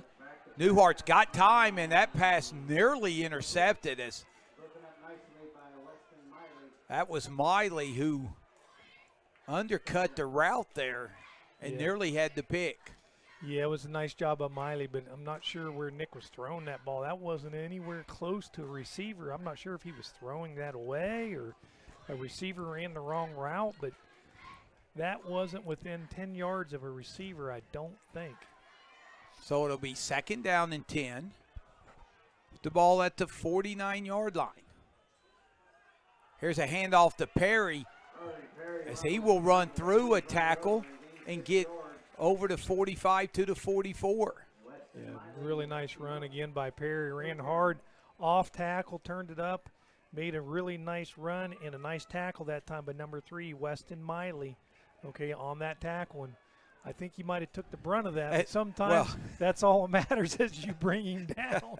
Miley didn't have much choice Yeah. than to make that tackle, but give the kid credit. He was able to get to hard charging and rushing Perry down, as Perry's going to be bent back here. Looks like he's going to be about a yard short. Let's hope he's okay, as he was rolled By Aiden McPeak.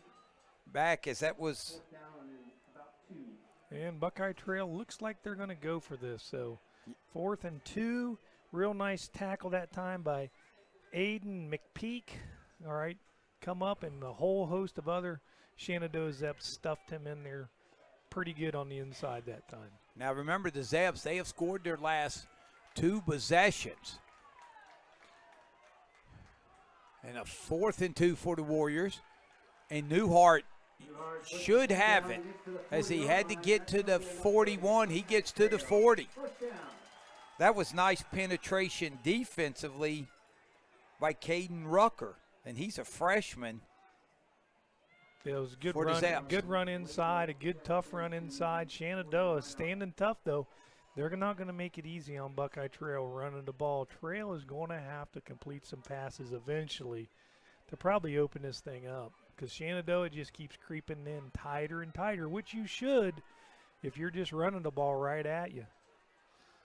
Newhart has it. He gives the handoff to the right end, and I believe that was Blake Wable. Yeah, I think it was. Yeah. That was Blake Wable. He's a youngster. I think he's only a sophomore. Yes. All right, 5'8", 130, running back. Really tough He's got kid. some speed. He's a youngster, though, and he can run, too. And, yeah, the Warriors tried to sneak him in and get him to the outside, but nice job, Radasak, leading the charge there for the Zaps. Loss of 2 for the Warriors. Bats in motion. Newhart keeps it. And he will be dropped at about the 38. So it's going to be about 3rd and 7, 3rd and 8 for Buckeye Trail. Again, on this side of the field, you can just pretty much bet Buckeye Trail is going to go for this. If they get any positive yardage at all, probably going to go for this. Radasak on the tackle again for the Zaps. Warriors have already chewed about 4.5 minutes off. Newhart looking, still looking, throws it. It is caught! What a catch there by Egan. And the Zaps had 3 defenders on the play. Yeah, that was a really nice job of Egan just going and getting it, made a nice catch. I thought that might get picked off, and the ball squeaked through. And again, Buckeye Trail, one thing they're going to have to do is complete some passes to kind of get Shenandoah off of them, because if not, it makes it tough to run the ball that much and not throw the ball at all. And your wide receivers need to make a play like that every once in a while, as Newhart gets stood up at about the 20. He may have got a half a yard, if that. We'll call it 2nd and 10 as Trenner back into the game, and a couple of nice defensive plays by him on this opening drive. And again, Chris, you like you said earlier, it's 2nd and 10, but this has 4 down territory all over it. Newhart swings it out. Little bubble screen, and it's set up nicely. Egan turns the corner, 10-5. Touchdown, Warriors. Yeah, that was just a flanker screen to the left. Okay, they threw basically a slot screen, had the guy blocked. Egan, with his speed, was able to make a cut to the outside and was able to get into the end zone. And Buckeye Trail, again, is going to have to loosen up Shenandoah, and they were there. They completed 2 passes and then come out with a score. So you just can't continue just to mash that thing inside. Teams will eventually take that away. And Chris, you said the Warriors had to make some plays in the passing game. They did. 3rd and long, the 18-yard strike to Egan, who went up between 3 defenders and caught it for the first down, and then there a 20-yard catch. So here's a penalty, and it's before the play. We'll see what the call is.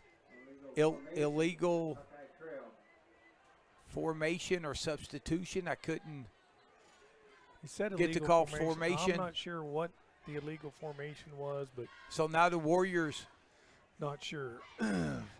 they are going to attempt the extra point now. So the ball will be spotted at the 15. Egan to hold it. Shepard will attempt it. He gets it up, but it is going to the left. No good. Not good. 6:15 left here in the 3rd quarter, and the Warriors bounce back and opening drive convert. 13-12 Warrior lead, and about a shout out to some of our sponsors. Yeah, our sponsors tonight again, Stop 9 Church of Christ, cheering on all our local student athletes. Lee's Tees, clothing all our local fans for the last 7 years.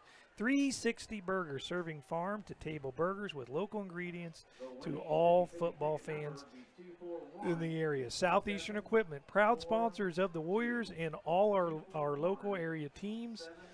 Also, we got the Bears Den Steakhouse. Stop by the Bears Den Steakhouse located on Route 40 for the best steaks around. Dennis Dowd, he says, go Warriors.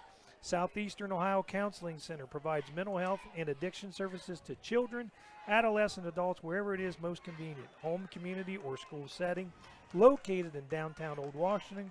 Call Mindy McGlumphy at 740-489-5571 for any questions. And Big Fitz Barbecue, providing the best barbecue for all our area teams. So for the Zeps, Aiden McPeak, freshman, will be back as Shepard.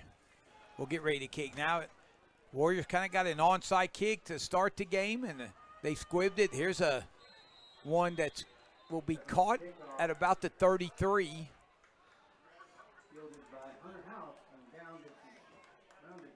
And that was Hunter House, a freshman, who elevated and caught that and went down immediately. So decent field position for the Zeps, and the Warriors defense, which really played well, Chris, the majority of the first half. Yeah, other than the last minute. Minute 24. Minute 24, and that first half, they played fantastic and really took things away from Shenandoah. And Chris, on those 2 drives, give Shenandoah credit, but the Warriors aided them with 2 15-yard penalties on each drive. Barnett rolling out. He's got a man, and it is caught, and that is Portman again. He caught the touchdown right before the half, and I believe that's Portman's. That's his 6th reception. Yeah, and again, tackled by number 21 for Buckeye Trail, Cale Gazda. Again, Shenandoah is doing a great job of running those receivers off and running those hard comeback routes. And I tell you what, that is difficult to stop unless you can get some pressure on the quarterback. Yes, Feldner picks up a positive gain, as making the initial hit was Cole Porter. Porter lost his helmet, so he'll have to come out. So it's going to be 2nd down and 5. Barnett throws it over the middle. It is caught down to the 31-yard line. And how did Barnett, he threaded the needle there to his tight end, Radazak. Yeah, and again, that's been an Achilles heel of Buckeye Trail all years, covering the pass, and Shenandoah is really exposing Buckeye Trail right now. Chris, that's about a 17-yard gain, I believe. And there's Feldner. Boy, he is a patient runner. He will get it inside the 30 to about the 26. Perry on the tackle, a gain of 6. Yeah, Shenandoah, 2nd and 5, a real good first down gain that time. And again, it's Feldner, and he's going to be stopped right at about the line of scrimmage. Wyatt Connor on the first hit. Buckeye Trail did a good job that time stuffing it up, so it's 3rd and 5, and Shenandoah probably back to the pass here. Buckeye Trail's really struggled to get it covered. Yeah, Barnett, he has found the groove. He's got a man wide open. It's caught at the 20 to the 5, and that's Yates. He will take it all the way from the 28 to the 5-yard line, a 23-yard pickup. And, boy, Barnett. Putting the ball on the money, really Yes. throwing the ball, just laying it in there. Letties and receivers catch the ball and just making a nice throw. Feldner dropped right at the 5-yard line, as that's Wyatt Connor again with a nice tackle. Yeah, and that's sophomore Wyatt Connor at 5'10", 215. Come up, made a real solid hit. Did a nice job of bringing him down. Basically, that was a solo tackle that time by Wyatt Connor. And again, Barnett, they're getting him on the move, and there's a handoff to Feldner. He's going to be close to about the 1-yard line. Yeah, it's going to be 3rd down and about 1, and Shenandoah is just pounding away inside here. Betts with the tackle. There's an official's timeout here. And Chris, we'll keep it here and hear from more of our sponsors. Yeah, here's some more of our sponsors tonight. Old Washington Presbyterian Church, a proud sponsor of the Warriors. Mr. Lee's Family Restaurant. Looking for a family restaurant to tailgate at before the big game? Visit Mr. Lee's Restaurant on East Wheeling Avenue in Cambridge. Okay, we're back. That was a quick official's timeout. 3rd down. Go from the 1. Feldner, I think he's in, and he is. Touchdown, Zeps, as Feldner gets his 2nd touchdown of the night, and just like that, the Zeps answered the Warriors' opening drive, which led to a touchdown with one of their own. So with 3:31 left, they'll go for 2. Barnett throws it, and he's got a man wide open to Weston Miley. Miley, 6'3", 171. Pitch and catch there, so the 2-point conversion is good. Yeah, that actually looked easy that time. Buckeye Trail, man, just ran a slant from the outside, and he was wide open. And you got to hand it to Braxton Barnett. He put the ball on the money that time. Really nice pass, laid it right in there, made it actually look easy. So really nice job by Shenandoah on the offensive side of the ball. And Chris, it's hard to believe with 1.5 minutes to go in the first half, the score was 7-0. Really? And since then, both teams have combined for 4 touchdowns. The Zeps have 3 of them. And Chris, what is it that the Zeps are doing offensively with Barnett? They're getting him on the perimeter, and he's got 1 or 2 looks. And when he's had to put the ball downfield, he has done it with precision. Yeah, what they've done is they're running the one receiver deep, the other receivers running the deep comeback, and basically they are getting the defensive end, who is the 3-man line for Buckeye Trail, sealed. That puts that outside linebacker on an island. He has to make a decision. Does he come get the quarterback or lay off and take the underneath route away? And right now, Buckeye Trail is just not able to do that. Whoa, that ball is loose, and I think the Zeps have it.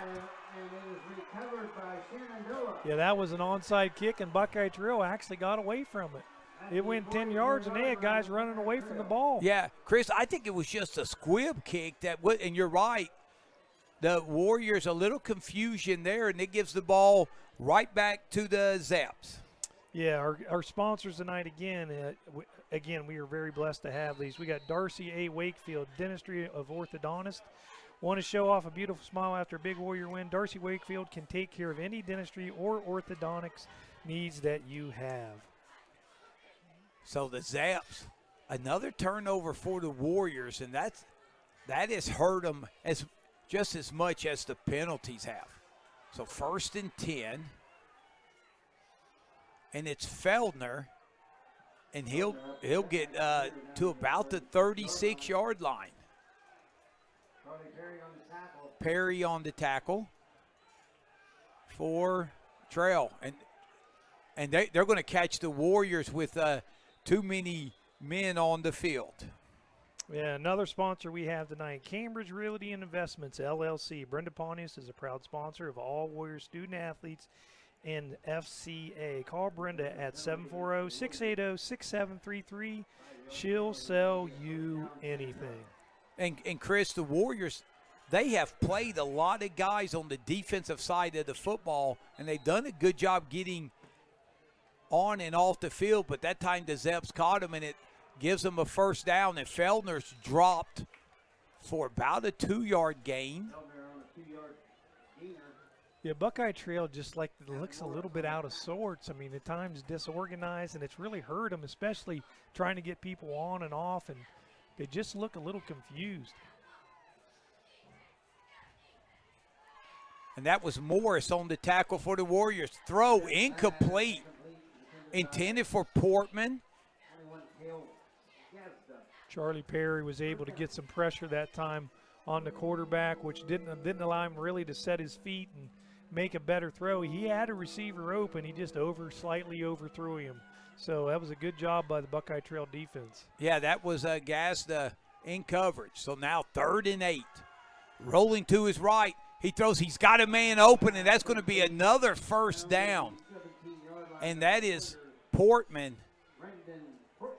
And whenever Barnett has needed a crucial conversion via the passing game, 8 has been his target more times than not.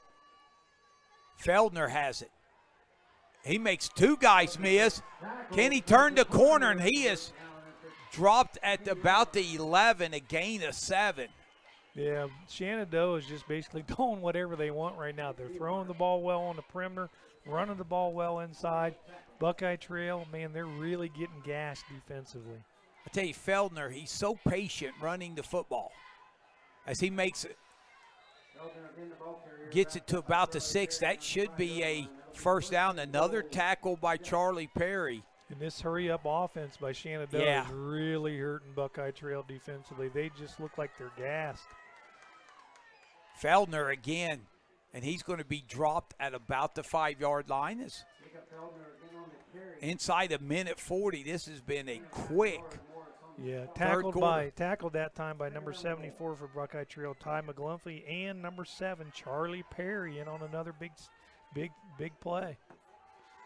Barnett throws and broken up right in the end zone. And on the coverage there was Gazda and Braden Williams. So it's going to be 3rd down and goal from the 5. Yeah, Buckeye Trail needs a stop here. They can't afford to give up another touchdown. Offensively, they kind of struggle at times to score points, so they can't allow this thing to get spread out too far. Again, rolling to his left. Barnett throws it. It is incomplete, broken up right at the goal line. And again, that is Gazda on the defense. And it looks like Shenandoah is going to go for this. It's 4th down and about 5, so. Yeah, this is huge right here, Chris. Warriors, big play. They can keep it at a 1-score game, or the Zeps could go up 2 scores. Yeah, Shenandoah is going to throw this thing. Buckeye Trail's got to get some pressure on him. Barnett fakes the handoff, throws it over the middle. It is knocked down. So Buckeye Trail will take over with a minute 12 left in the 3rd. All right, again, here's another one of our fantastic sponsors tonight, Connor Push Carriage of Jacobs Vandenham Insurance Agency. Looking for an independent insurance agent to quarterback you through any coverage. Connor Push Carriage is your man. Call Connor at 740-610-3024 at Jacobs Vandenham Insurance Agency. Also, Bicon Services, wishing the Warriors and all of our area teams a very successful season. Deep Cut Tavern, looking for a place to celebrate after a big Warrior win? Come to Deep Cut Tavern and celebrate with friends and family. So first down and 10, deep in their own end, and that's going to be Newhart. He may get a couple. All right, we also have Marathon Stations. Fuel up before every local area football game at Marathon Stations, located in Old Washington and Cambridge. So this is the second time tonight that the Warriors have been backed up, starting at their 5-yard line. But they're not going to complain here because the goal line stand was very much needed. Buckeye Trail really needs to get this first down just to get some room to get to be able to punt this thing. So they really need to get this thing out there. And that's Betts. And nice tackle there by Joel Radizak, the senior. So that will stop the clock and make 3rd down and 5, because if he was in bounds, that would have gave the Warriors a chance probably to let the clock run out and have the quarter to think about it. But they don't have here. 3rd down and 5. Big play for Buckeye Trail here. They really need a first down.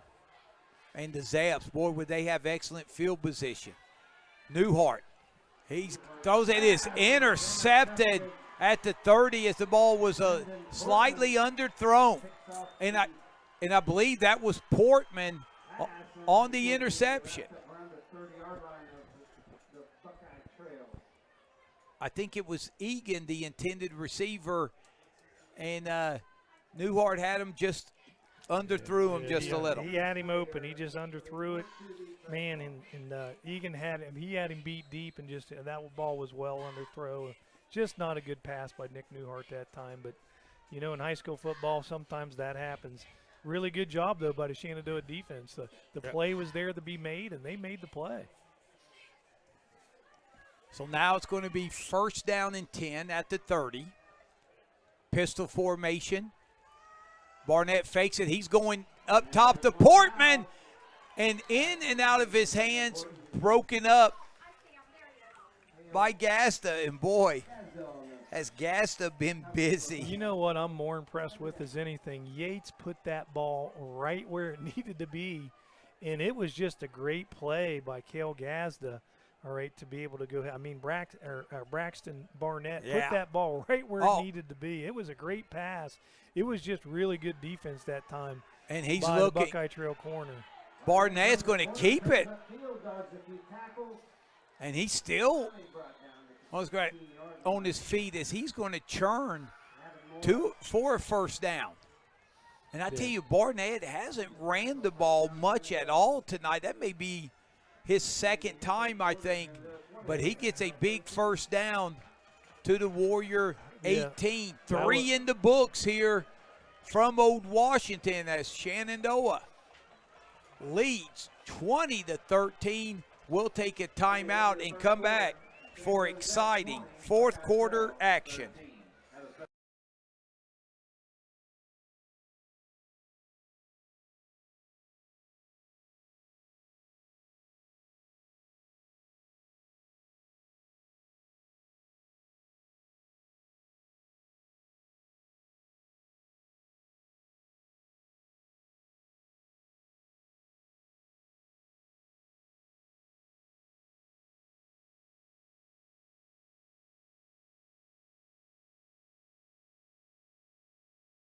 All right, welcome back to Old Washington. And, Chris, your thoughts you had going into that timeout?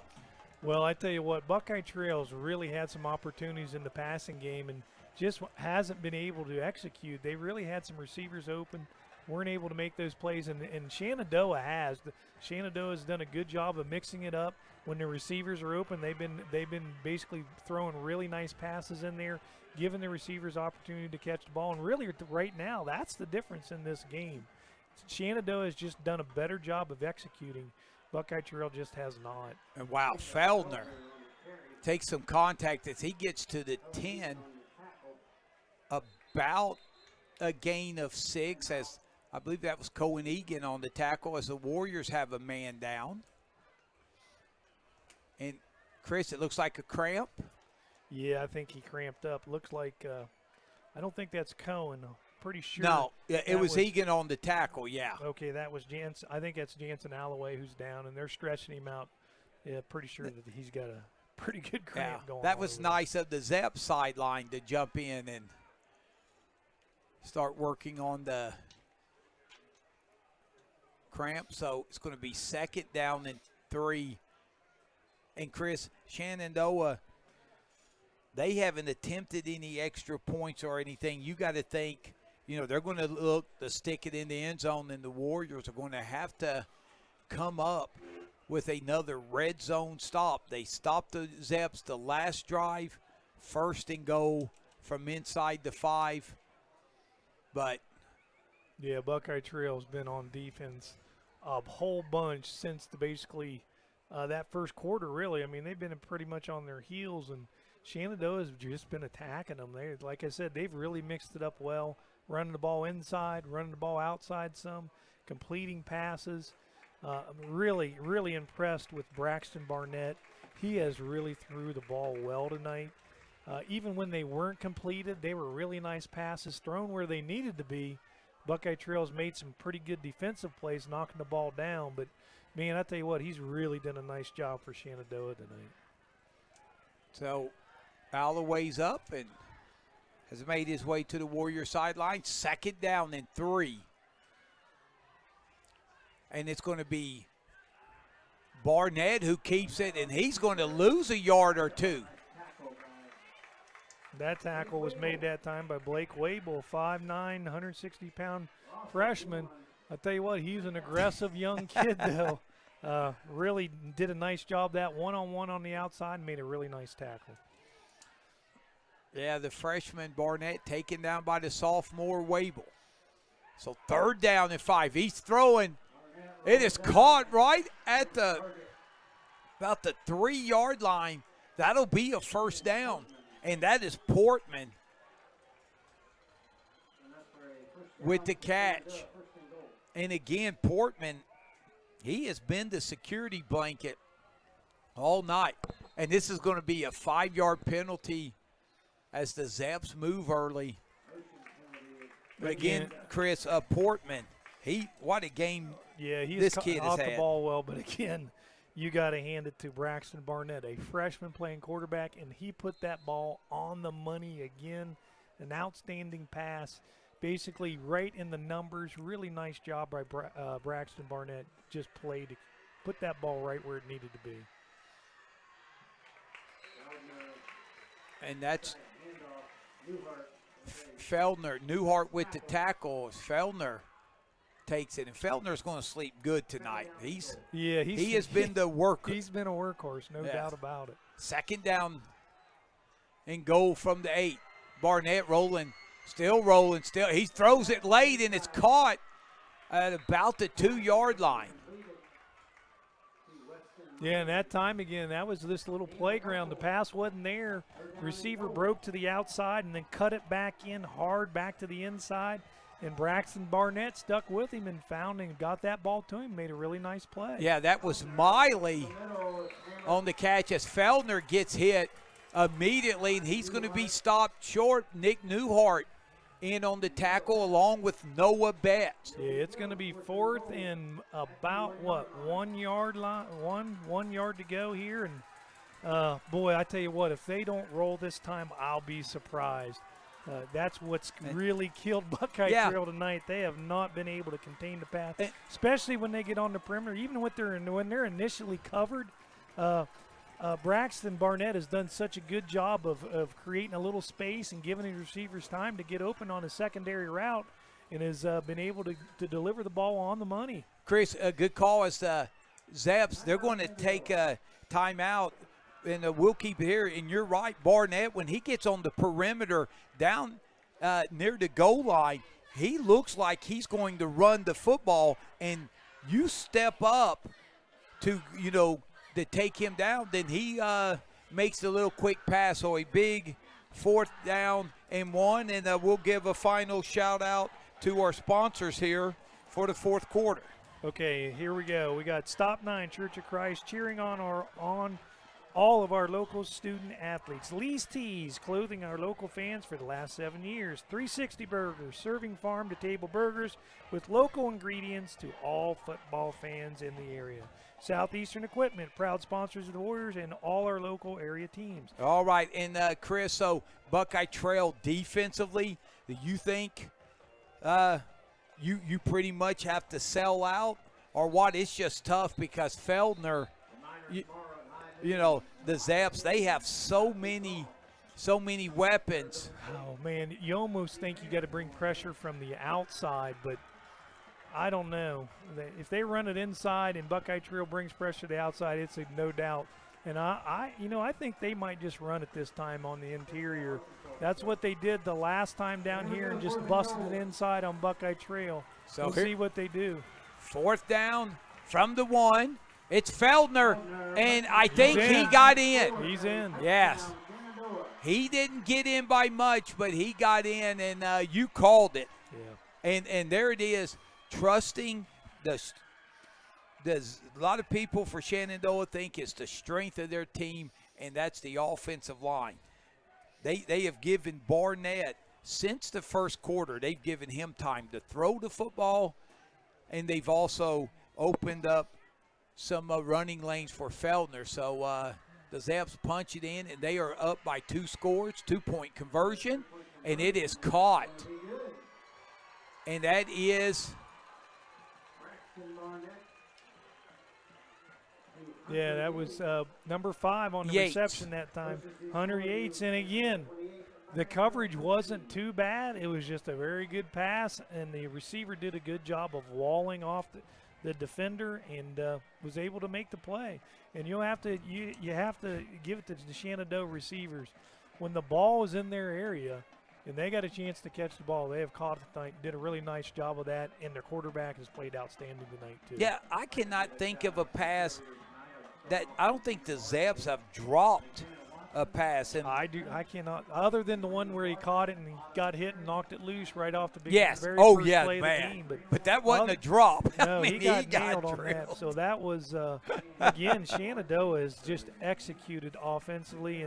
And we've said it a couple of times tonight, one of the Buckeye Trail's Achilles is trying to cover the pass all year, and they've been exploited out there pretty much all year long, and Shenandoah has basically done a good job of doing that again here tonight. And Chris, when you were up at KGP Studios breaking down game film tonight, you really thought Barnett really looked impressive. On film, one thing, you see him live, he looks even better, doesn't he? He is as advertised, plays extremely well, smart, intelligent player. He's one of those kids that has a lot of athletic intelligence, and that stuff you can't teach. He just goes out and gets it done. So that was Williams on the return for the Warriors, I do believe. And I believe I be right. And again, a shout out to the lovely and effervescent producer of tonight's game here on and KGP she is TV. Not a Browns fan. She is not a Steelers fan. She and I is a cannot believe Raiders she's fan. Not a Bengals fan. So empty backfield, the Warriors 9:20. Chris, there's a lot of time, but the Warriors need to get something on this drive. There's a little swing pass, and they've got running room to Egan as he takes it over midfield to about 46, 47-yard line. Buckeye Trail needs some big plays. They got to get some big plays, some big scores, some quick scores to try to get themselves back into this. And Shenandoah will probably give up some of those shorter passes, probably not going to give up anything long, which, would be really smart on their part. So probably willing to give up those underneath passes and make Buckeye Trail work their way down the field. And getting the ball to Egan in space. He can make someone miss. There's another swing pass. This is to Perry. He gets a nice block by Egan. And Perry will rumble down to about the 38. Yeah, tackled again, paid by my number 5, Hunter Yates. Really nice job. And again, he took the brunt of that, but the only thing is you got to make the tackle. One thing Shenandoah has done tonight, they've done a pretty good job of tackling in the open field overall. And I tell you, Perry, he gets the ball out there, space like that, he runs with violence. He's looking to run over you, and credit Yates for hanging on for dear life. Nice pocket throw over the middle is caught by Perry down to the 20. That's a gain of 19 as Newhart finds Charlie Perry, and that's a big one in the Warriors. Again, I think that tackle was made again by number 5, Hunter Yates. Put a big hit on him, but Charlie Perry was able to hang on. Warriors down 15. Newhart looking. Now he's got running room. 20, 10. He'll get to down about the 8-yard line. It looked like, Chris, he was trying to get the ball to Egan, and he was covered. Egan took it upfield, man-to-man coverage, and that gave Newhart running room. He actually had Egan on the out. Egan went out. He was covered, immediately cut it up, and he was open. But Nick pulled it down and took the sure yards and ran it down inside the 10. So, again, not a bad play, but, man, that play was there. That could have been a touchdown, I think, if he was able to lay that over the defender's head. But, again, positive yards, and that's what Buckeye Trail needs right now. They need a quick score here, and then get a quick stop to try to get back in this thing. And Zeb's timeout. We'll hear from our sponsors. Yeah, sponsor tonight, and the Bears Den Steakhouse. Stop by Bears Den Steakhouse, located on Route 40 for the best steaks around. Dennis Stout, and he says, go Warriors. Here we go. It's going to be what, Tommy? Is this first down? First and goal from the 7. About the 7-yard line. So Buckeye Trail needs a quick score to try to get back in this thing. Yeah, down 15. Newhart rolling to his left. Looking. Throws it. He's got a man. That's Egan. Spinner-Rooney. Touchdown. Warriors. As Newhart cashes in on the 7-yard touchdown pass. And don't count the Warriors out yet. Yeah, that was a pretty good pass that time by Nick Newhart, putting it on the money, and even a better move by Cone Egan, who basically put a spin move on and spun right off the defender and was able to slide in for the quick touchdown. So Buckeye Trail's back in this thing. And this is a crucial extra point. Shepard knocks it in. It is now an 8-point ball game within one score. The Warriors are back. All right, here's our sponsors. Another sponsor tonight. Southeastern Ohio Counseling Center provides mental health and addiction services to children, adolescents, and adults wherever it is most convenient. Home, community, or school setting. Located in downtown Old Washington. Call Mindy McGlumphy at 740-489-5571 for any questions. Big Fitz Barbecue, providing the best barbecue for all our area fans. And Chris, Warriors, they had to have points on that drive. Nick Newhart, 3 big completions there, about an 18-yard pass to Egan, a 19-yard pass to Perry, and then after Newhart's run to get the Warriors first and goal at the 7, very patiently found Cohen Egan at about the 3-yard line, and Egan was able to do the rest and get in the end zone. Cohen Egan with 2 touchdowns tonight, both through the air, courtesy of Nick Newhart. So we'll see what the Warriors elect to do. The Zeps are up looking for an onside kick or a squib, and Shepard kicks it deep. And let's see if it'll die at the one. No, it'll go into the end zone. So it'll be the 20. So, whoa, was that close? That could have been devastating for Shenandoah. I thought that was going to fall dead at about the 1 or 2, and it squeaked into the end zone.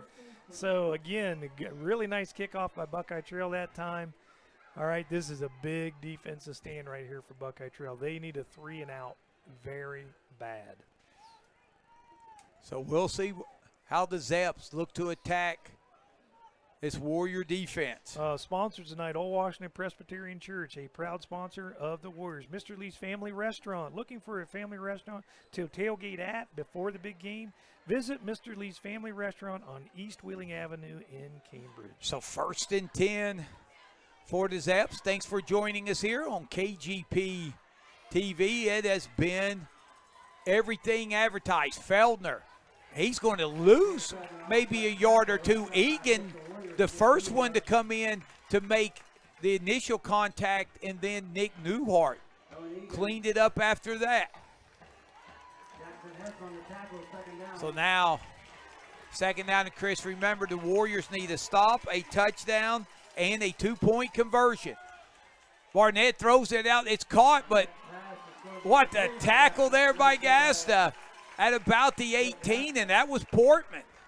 That's a good job by Gazda. He was really close, completed the pass, was able to make the immediate tackle.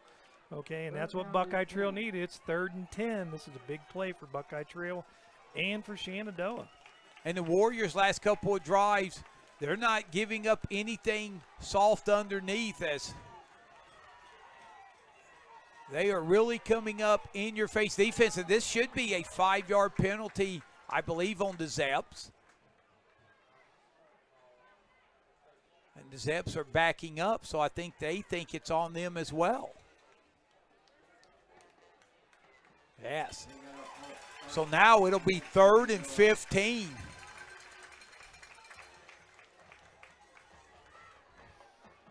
How about the Buckeye Trail? How about them cowbells? Get them up. So we're under 6.5 minutes left. A big play here. 3rd down and 15. Barnett in the pistol formation. Feldner lined up behind him. The Zaps, they're going to throw it over the middle. It is caught and breaking a tackle, and he's gone. Wow.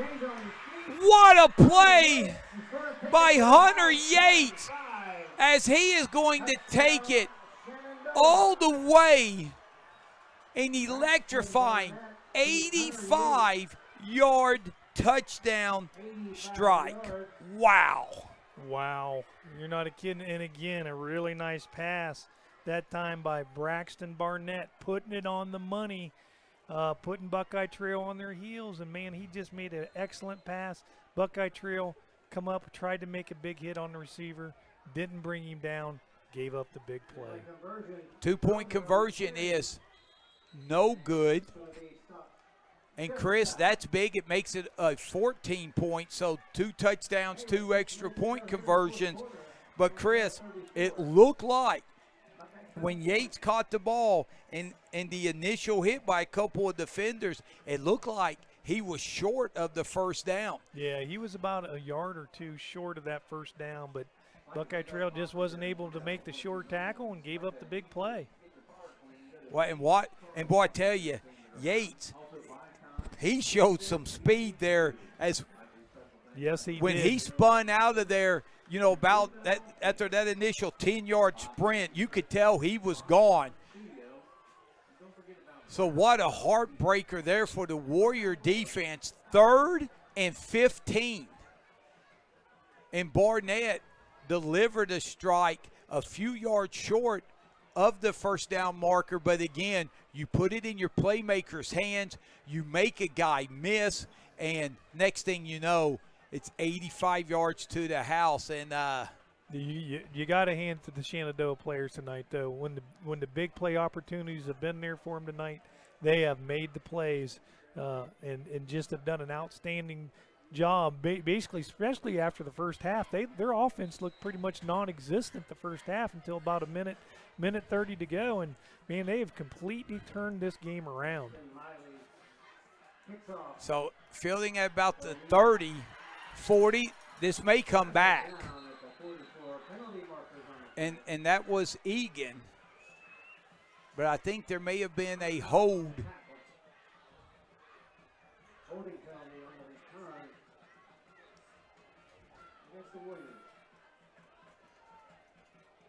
So the Warrior fans definitely shell-shocked after that. Yeah, that really, the crowd was up. It was what, 3rd and long is like, oh boy, here we go. We're going to get this. It's going to be a close game, come down to the wire, and then give up a big play like that, and it totally takes the wind out of your sails. So the Warriors 5:52 left again, down 2 scores at 34-20.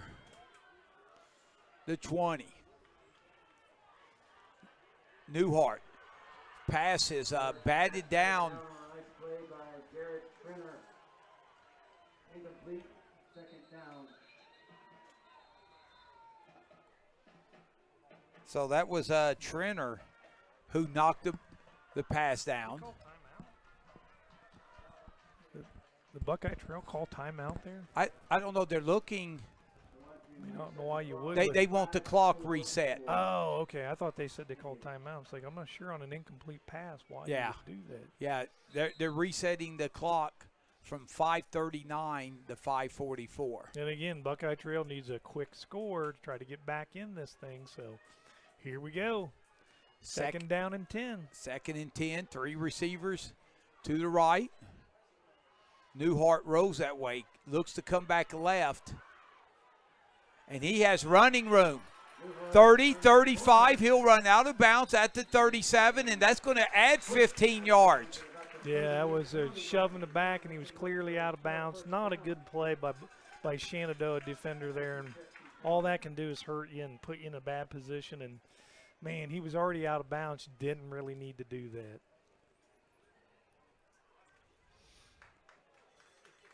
So that will tack on 15, but Chris, the Warriors, they still have 3 timeouts.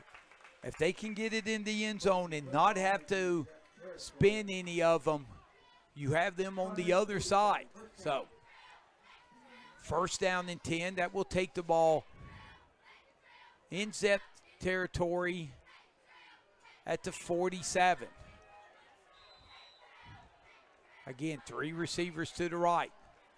Newhart looks, and he just loses the ball, picks it up. Now he's going to have to get rid of it, and he will wisely do that. Heads up play there by Newhart as he got it beyond the line of scrimmage and saved what would have been a monster loss. Looked like the ball just slipped out of his hands. I think what happened was he was getting ready to throw it to the perimeter on the outside. Thought it maybe a defender had gotten into the way. He tried to stop it, and I think the ball got loose and it went behind him. So it looked like he tried not to throw it, and it just slipped out of his hand.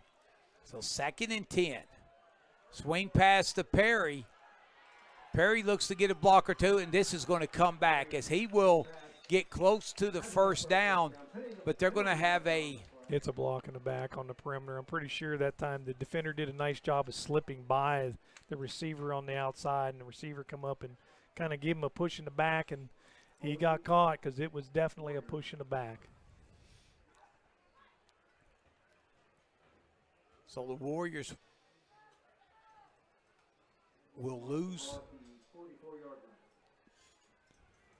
10 yards here.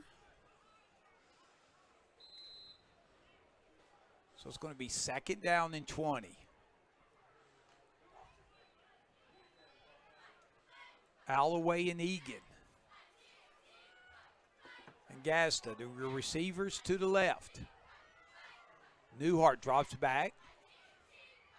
The pocket starts to collapse, and he's keeping the play alive. He finds Egan right near midfield. He'll be knocked back to about the 47-yard line.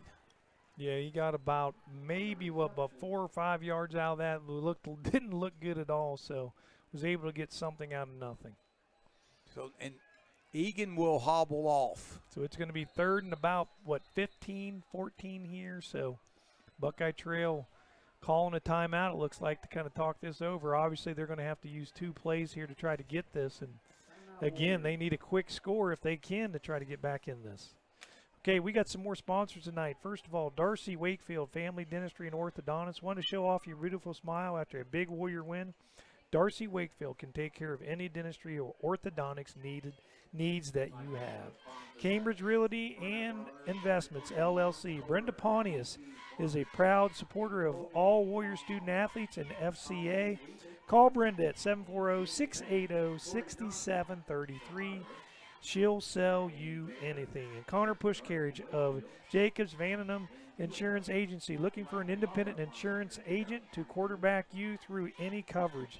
Connor Pushcarriage is your man. Call Connor at 740-610-3024 at Jacobs Vandenham Insurance Agency. So, Chris, the Warriors looking at 3rd and 15. And again, Newhart, the last play there as the pocket collapsed, he kept his eyes downfield, was able to break containment, and then deliver a strike in the Warriors. 3rd and 15. Definitely 4-down territory here. Newhart's going long, and it's going to be intercepted at the 15-yard line. 20, that's Portman. 30, 40, look out. 40, 30, boy. Yates and Portman. Two of the wide receivers for the Zeps, and they have some speed. Yeah, Portman did a nice job, played that ball well. Again, had the opportunity, and it was not an easy interception. He kind of jumped up, made the play, and was able to return it all the way back to the Buckeye Trail 34-yard line. So basically now Shenandoah is going to look to try to ice this thing away. I'm sure they're going to keep the ball on the ground, make Buckeye Trail use their timeouts, whatever they have left, and pretty much ice this game. So, yeah, and the Zeps, they've really played with a lot of tempo. I imagine they'll kind of go to a little delay here between the plays. They're just running the ball straight ahead, which is smart on Shenandoah's part there to kind of ice this thing away, and going to make Buckeye Trail have to use those timeouts eventually, or just this clock's going to be ran down basically to and Chris, very little time at all. Chris, yeah, that's McPeak Aiden running the McPeak ball for the first time. Run Yes, the ball inside. And as you can see it, yeah, the Zeps. They're going to run it down probably to under 5 each time and snap the ball. So, again, really nice job by Shenandoah. And, hey, there's a reason they're undefeated. This is McPeak, and he's going to lose yardage.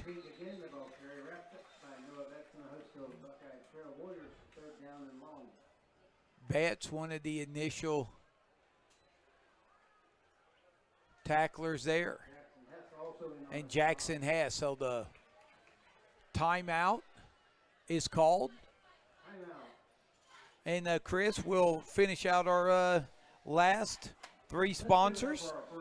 All right, here's our last 3 sponsors of the night. Again, Bicon Services, wishing the Warriors and all our area teams a very successful season. Deep Cut Tavern, looking for a place to celebrate after a big Warrior win? Come to Deep Cut Tavern and celebrate with friends and family. And Marathon Stations, fuel up before every local area football game, and Marathon Stations located in Old Washington and Cambridge. And I'd also like to give a shout out tonight to Katie Klipner. She ran us over some drinks tonight, and you talk about a kid that's a sweetheart. She played basketball for me and has went to school and is now a surgical tech over in Zanesville, and is really successful at what she does, and we're just proud of her and all the things she does for us. Yes, I got the tailgate with the Klipners and the Hensleys earlier tonight. So that's a lot of fun. And here's a nice run on 3rd and 14 up to about the 30. And here's a late flag coming in.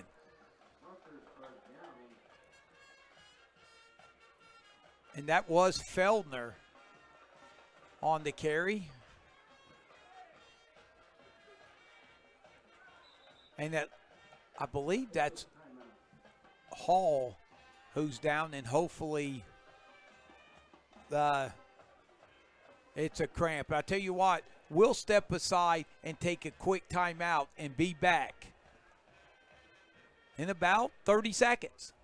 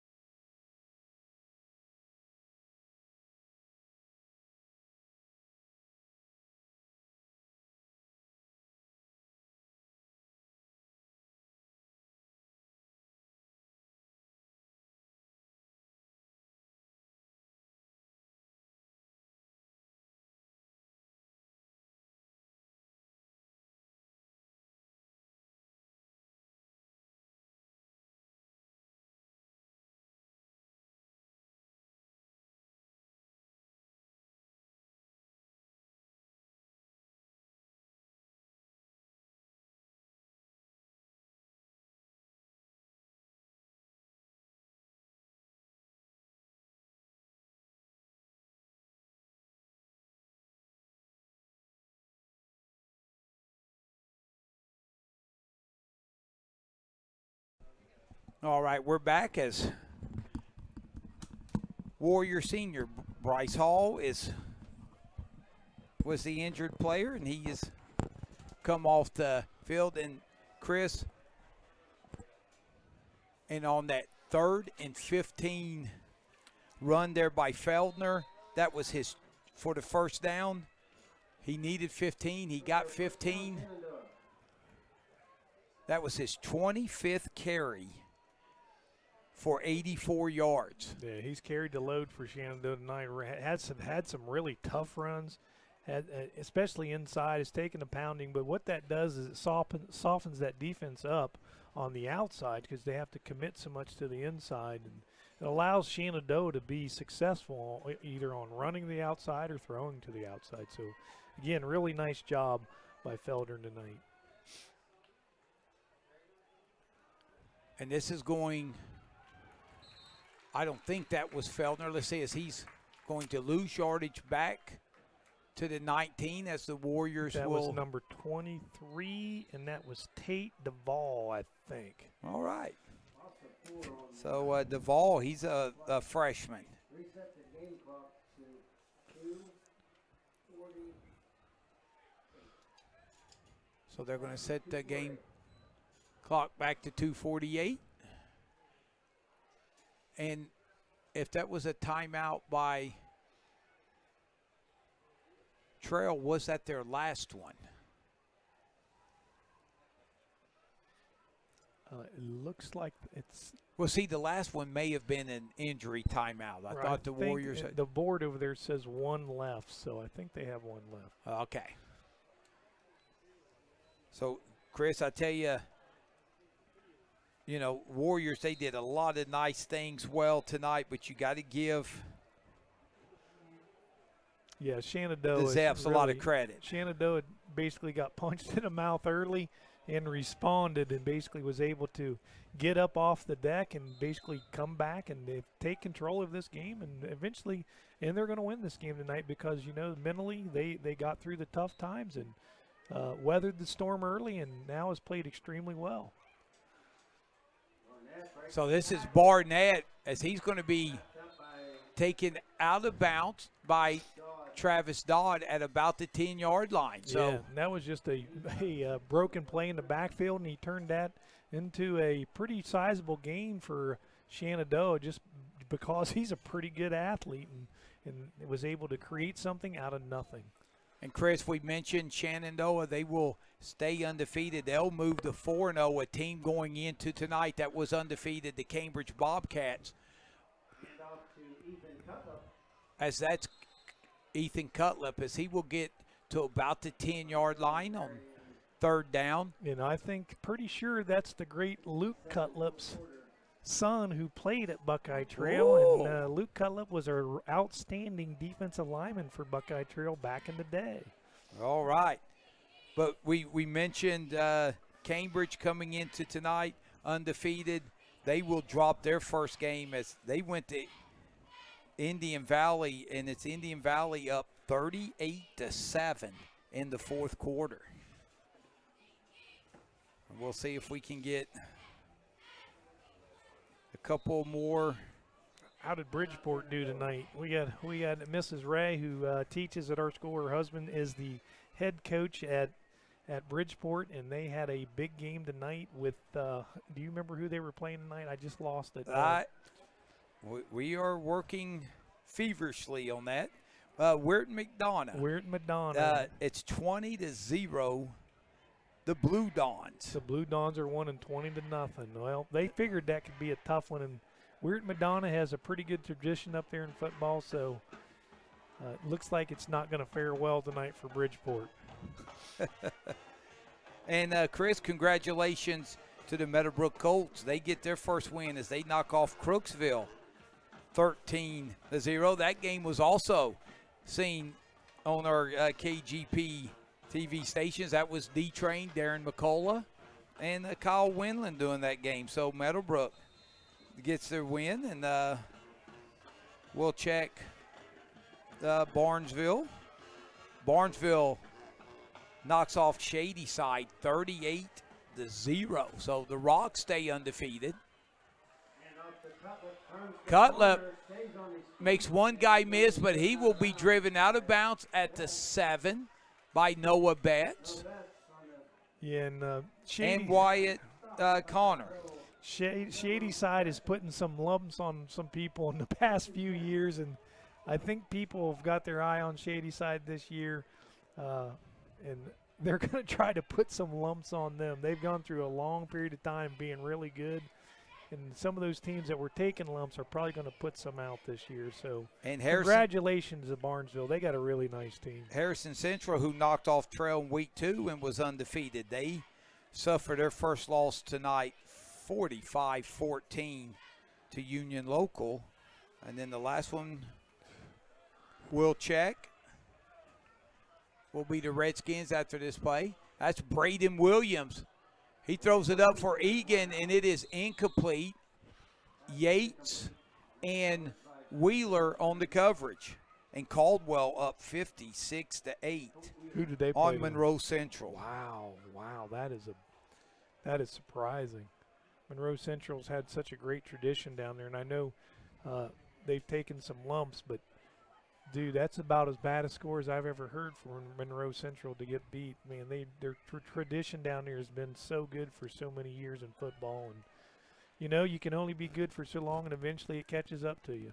And congratulations to John Glenn as they get their first win of the season, knocking off Coshocton 20-7. So that's your local scoreboard. As Williams has to get rid of it, as he did a nice job avoiding the safety there, as there was a lot of pressure. Now they may, if they call it intentional grounding, it will be a safety. It is. They're going to throw the flag, and that was Caden Rucker, a freshman who was in on the pressure, and I think that's a good call. I don't know if the ball got back to the line of scrimmage. It was close. I'm not sure that it did, but he was under duress pretty quick and had to scramble to his left and wasn't able to get much on the throw. So that will make it 36-20, and the Warriors will have to do a free kick.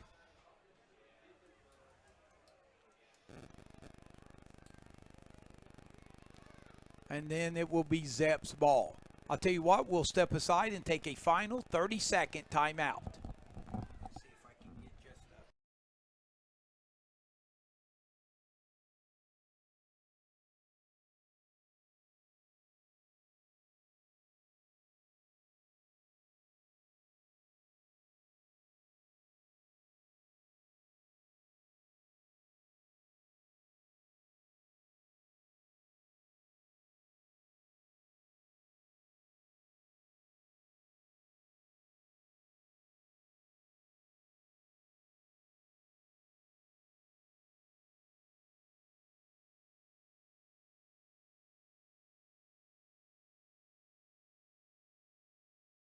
Are back as the Warriors will squib kick it, and it will be recovered by the Zeps at the 40. And Chris, I imagine the Zeps will go in to a victory formation. And Chris, just a couple of things to point out. We mentioned Feldner unofficially 25 carries for 85 yards. How about Braxton Barnett, the outstanding freshman quarterback, 196 yards passing, and Barnett threw 2 touchdown passes. Yeah, and we mentioned Feldner, 85 yards, and he had 3 touchdowns. Yeah, he threw the ball extremely well tonight for a freshman in a varsity football game. Played extremely well. Not a real big kid too. I don't think he's not huge by any means. He's 6 foot, 165 pounds. Nice size for a freshman, but it isn't like he's 6'4" or just a Goliath of a young man. But again, through the way he's thrown the ball tonight, he has put the ball on the money consistently, time after time. And I tell you what, I'd much rather have a quarterback that can place the ball where you want it than someone who maybe has a great arm and the accuracy's not that great. So Dist has played extremely well tonight. And I tell you, for a freshman, he really has a nice arm, and it's only going to get stronger. He's only going to get better. And Newhart tonight, as Noah Betts, yet another tackle. Chris Newhart on the night unofficially, 11 of 17 for 105 yards passing. And Newhart had a 20-yard touchdown pass to Cohen Egan and a 7-yard touchdown pass to Egan, as well as a 1-yard touchdown run. So Cohen Egan gets his 6th and 7th touchdown on the year, and Nick Newhart with 2 touchdown passes and a rushing touchdown. But just give the Zeps a lot of credit, as this will be the last play of the game, as carrying the ball there was Tate Duvall. And that's your ball game. The final score here from Old Washington, Shenandoah 36, Buckeye Trail 20. We'll come back and wrap things up here from the Baker Activity Complex here on the campus of Buckeye Trail after this final timeout.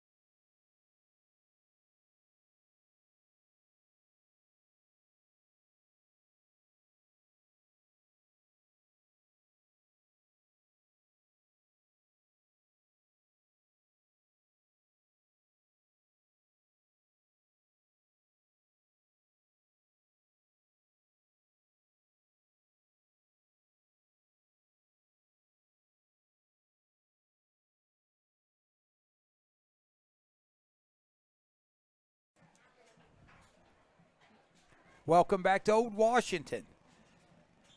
Final score tonight, an entertaining game, but it was Shenandoah who really made a couple of the biggest plays of the game we'll get into here as we get ready to look at the individual scoring. But before we do that, let's give a shout out for our last time to our fine sponsors of tonight's broadcast. Yeah, and we want to thank these sponsors again for allowing us to do this and bring this to you. So here we go. Stop 9 Church of Christ, Lee's Teas, 360 Burger, Southeastern Equipment, Bears Den Steakhouse, Dennis Doubt, Southeastern Ohio Counseling Center, LLC, Big Fitz Barbecue, Old Washington Presbyterian Church, Mr. Lee's Family Restaurant, Darcy A. Wakefield, Family Dentistry and Orthodontics.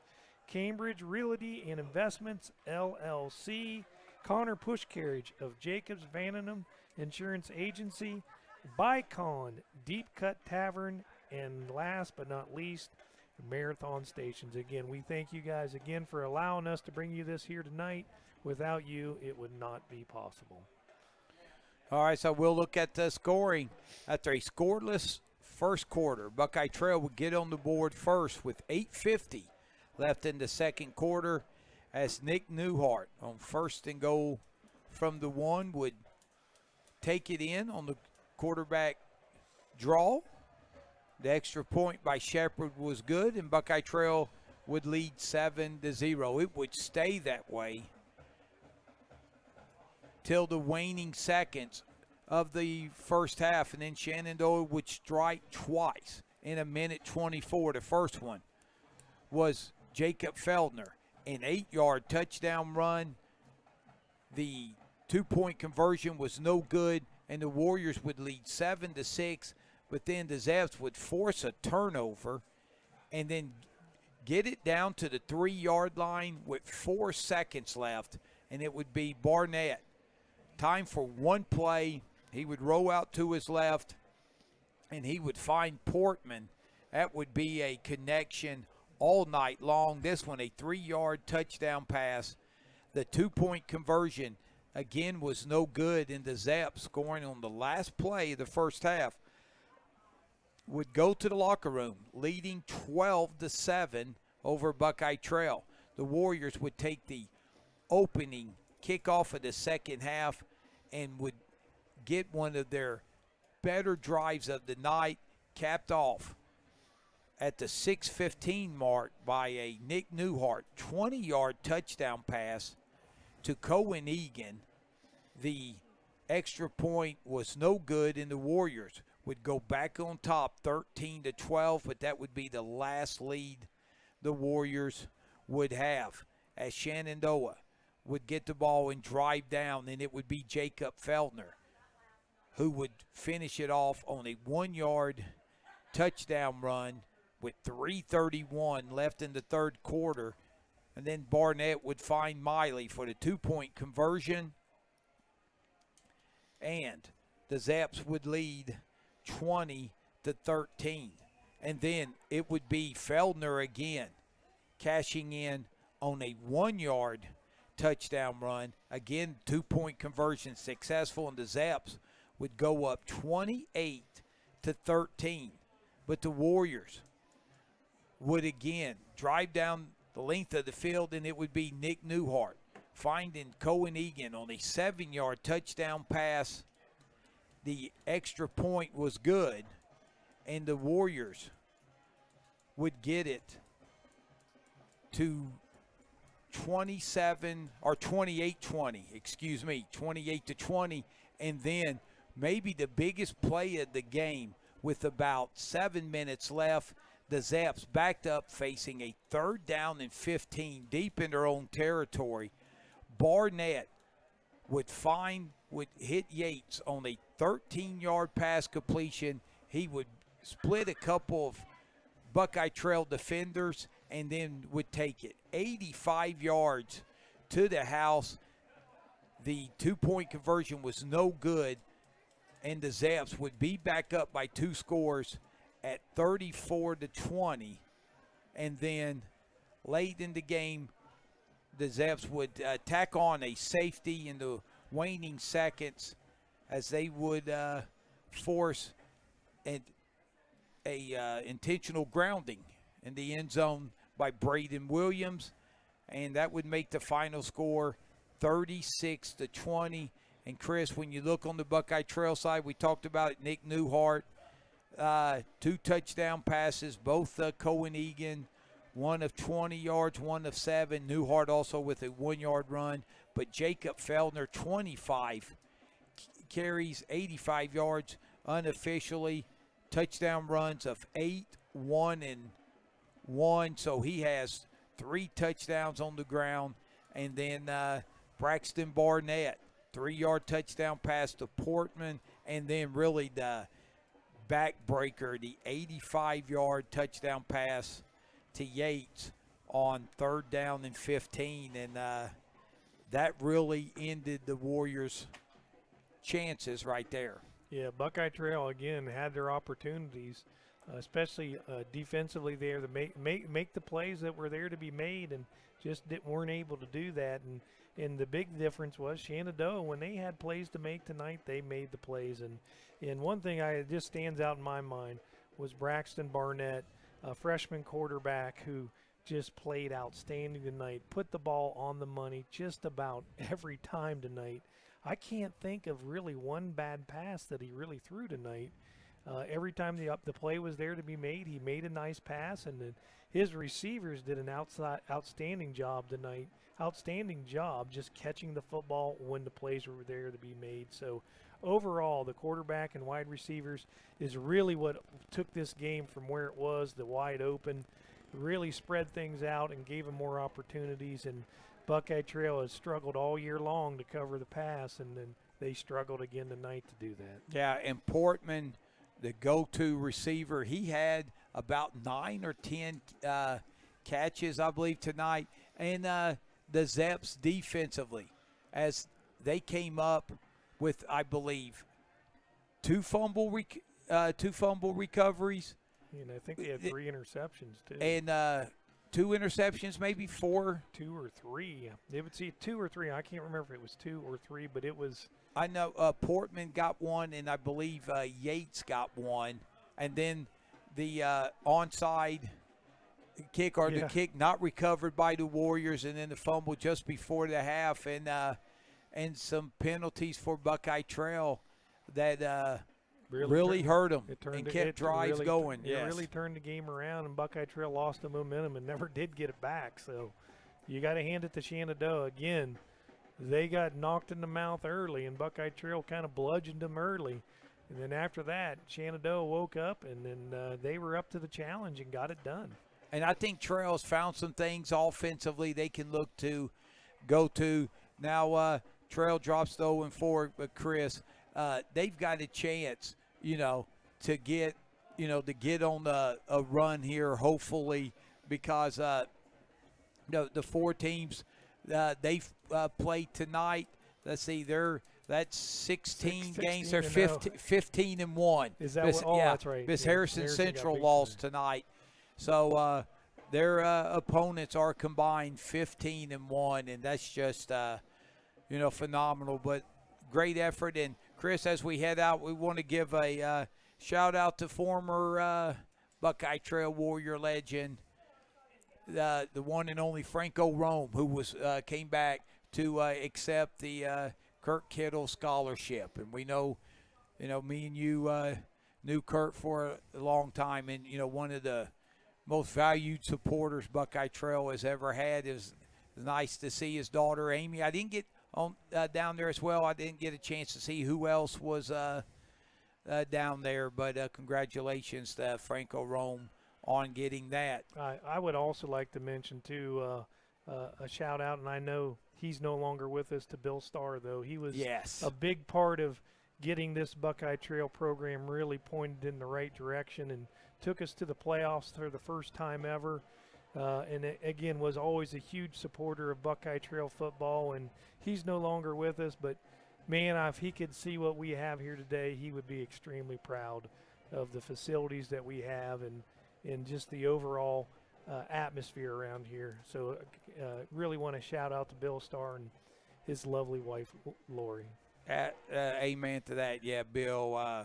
They didn't come any better than Coach Starr, that's for sure. And another shout out again to the Byesville VFW for the flag that they donated out here at the Bill Baker Activity Complex.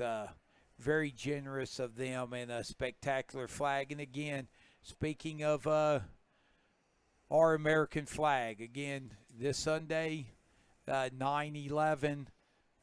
Hard to believe 21 years ago, but please, take time and, give thanks for everyone who had to endure that horrible day, the ones who lost loved ones and the ones who sacrificed their lives on the line. Some lost their lives, some saved lives that day, and it really made our country come together. So, and a lot of servicemen lost their lives after that, making sure that hopefully that we can stay safe. So we shout out to all those servicemen out there who are out there on the front lines every day, making sure that we can do what we do here in the United States, and we thank you very much. yes, God bless America. Amen to that, Chris. And again, our lovely and effervescent producer, Shyland Costello, simply put, the best in the business. We want to thank her for doing our broadcast, and hopefully we have her for a few more games this season. And Chris, I want to thank you for joining us as well. And once again, from Old Washington, your final score is Shenandoah 36, Buckeye Trail 20. Thanks for joining us here on KGP TV, and we'll see you on KGP Sports on Facebook and YouTube this coming week for the KGP pregame show as we look forward to week 5 of the high school football season. On behalf of the KGP family, good night, everyone, and have a safe and enjoyable weekend.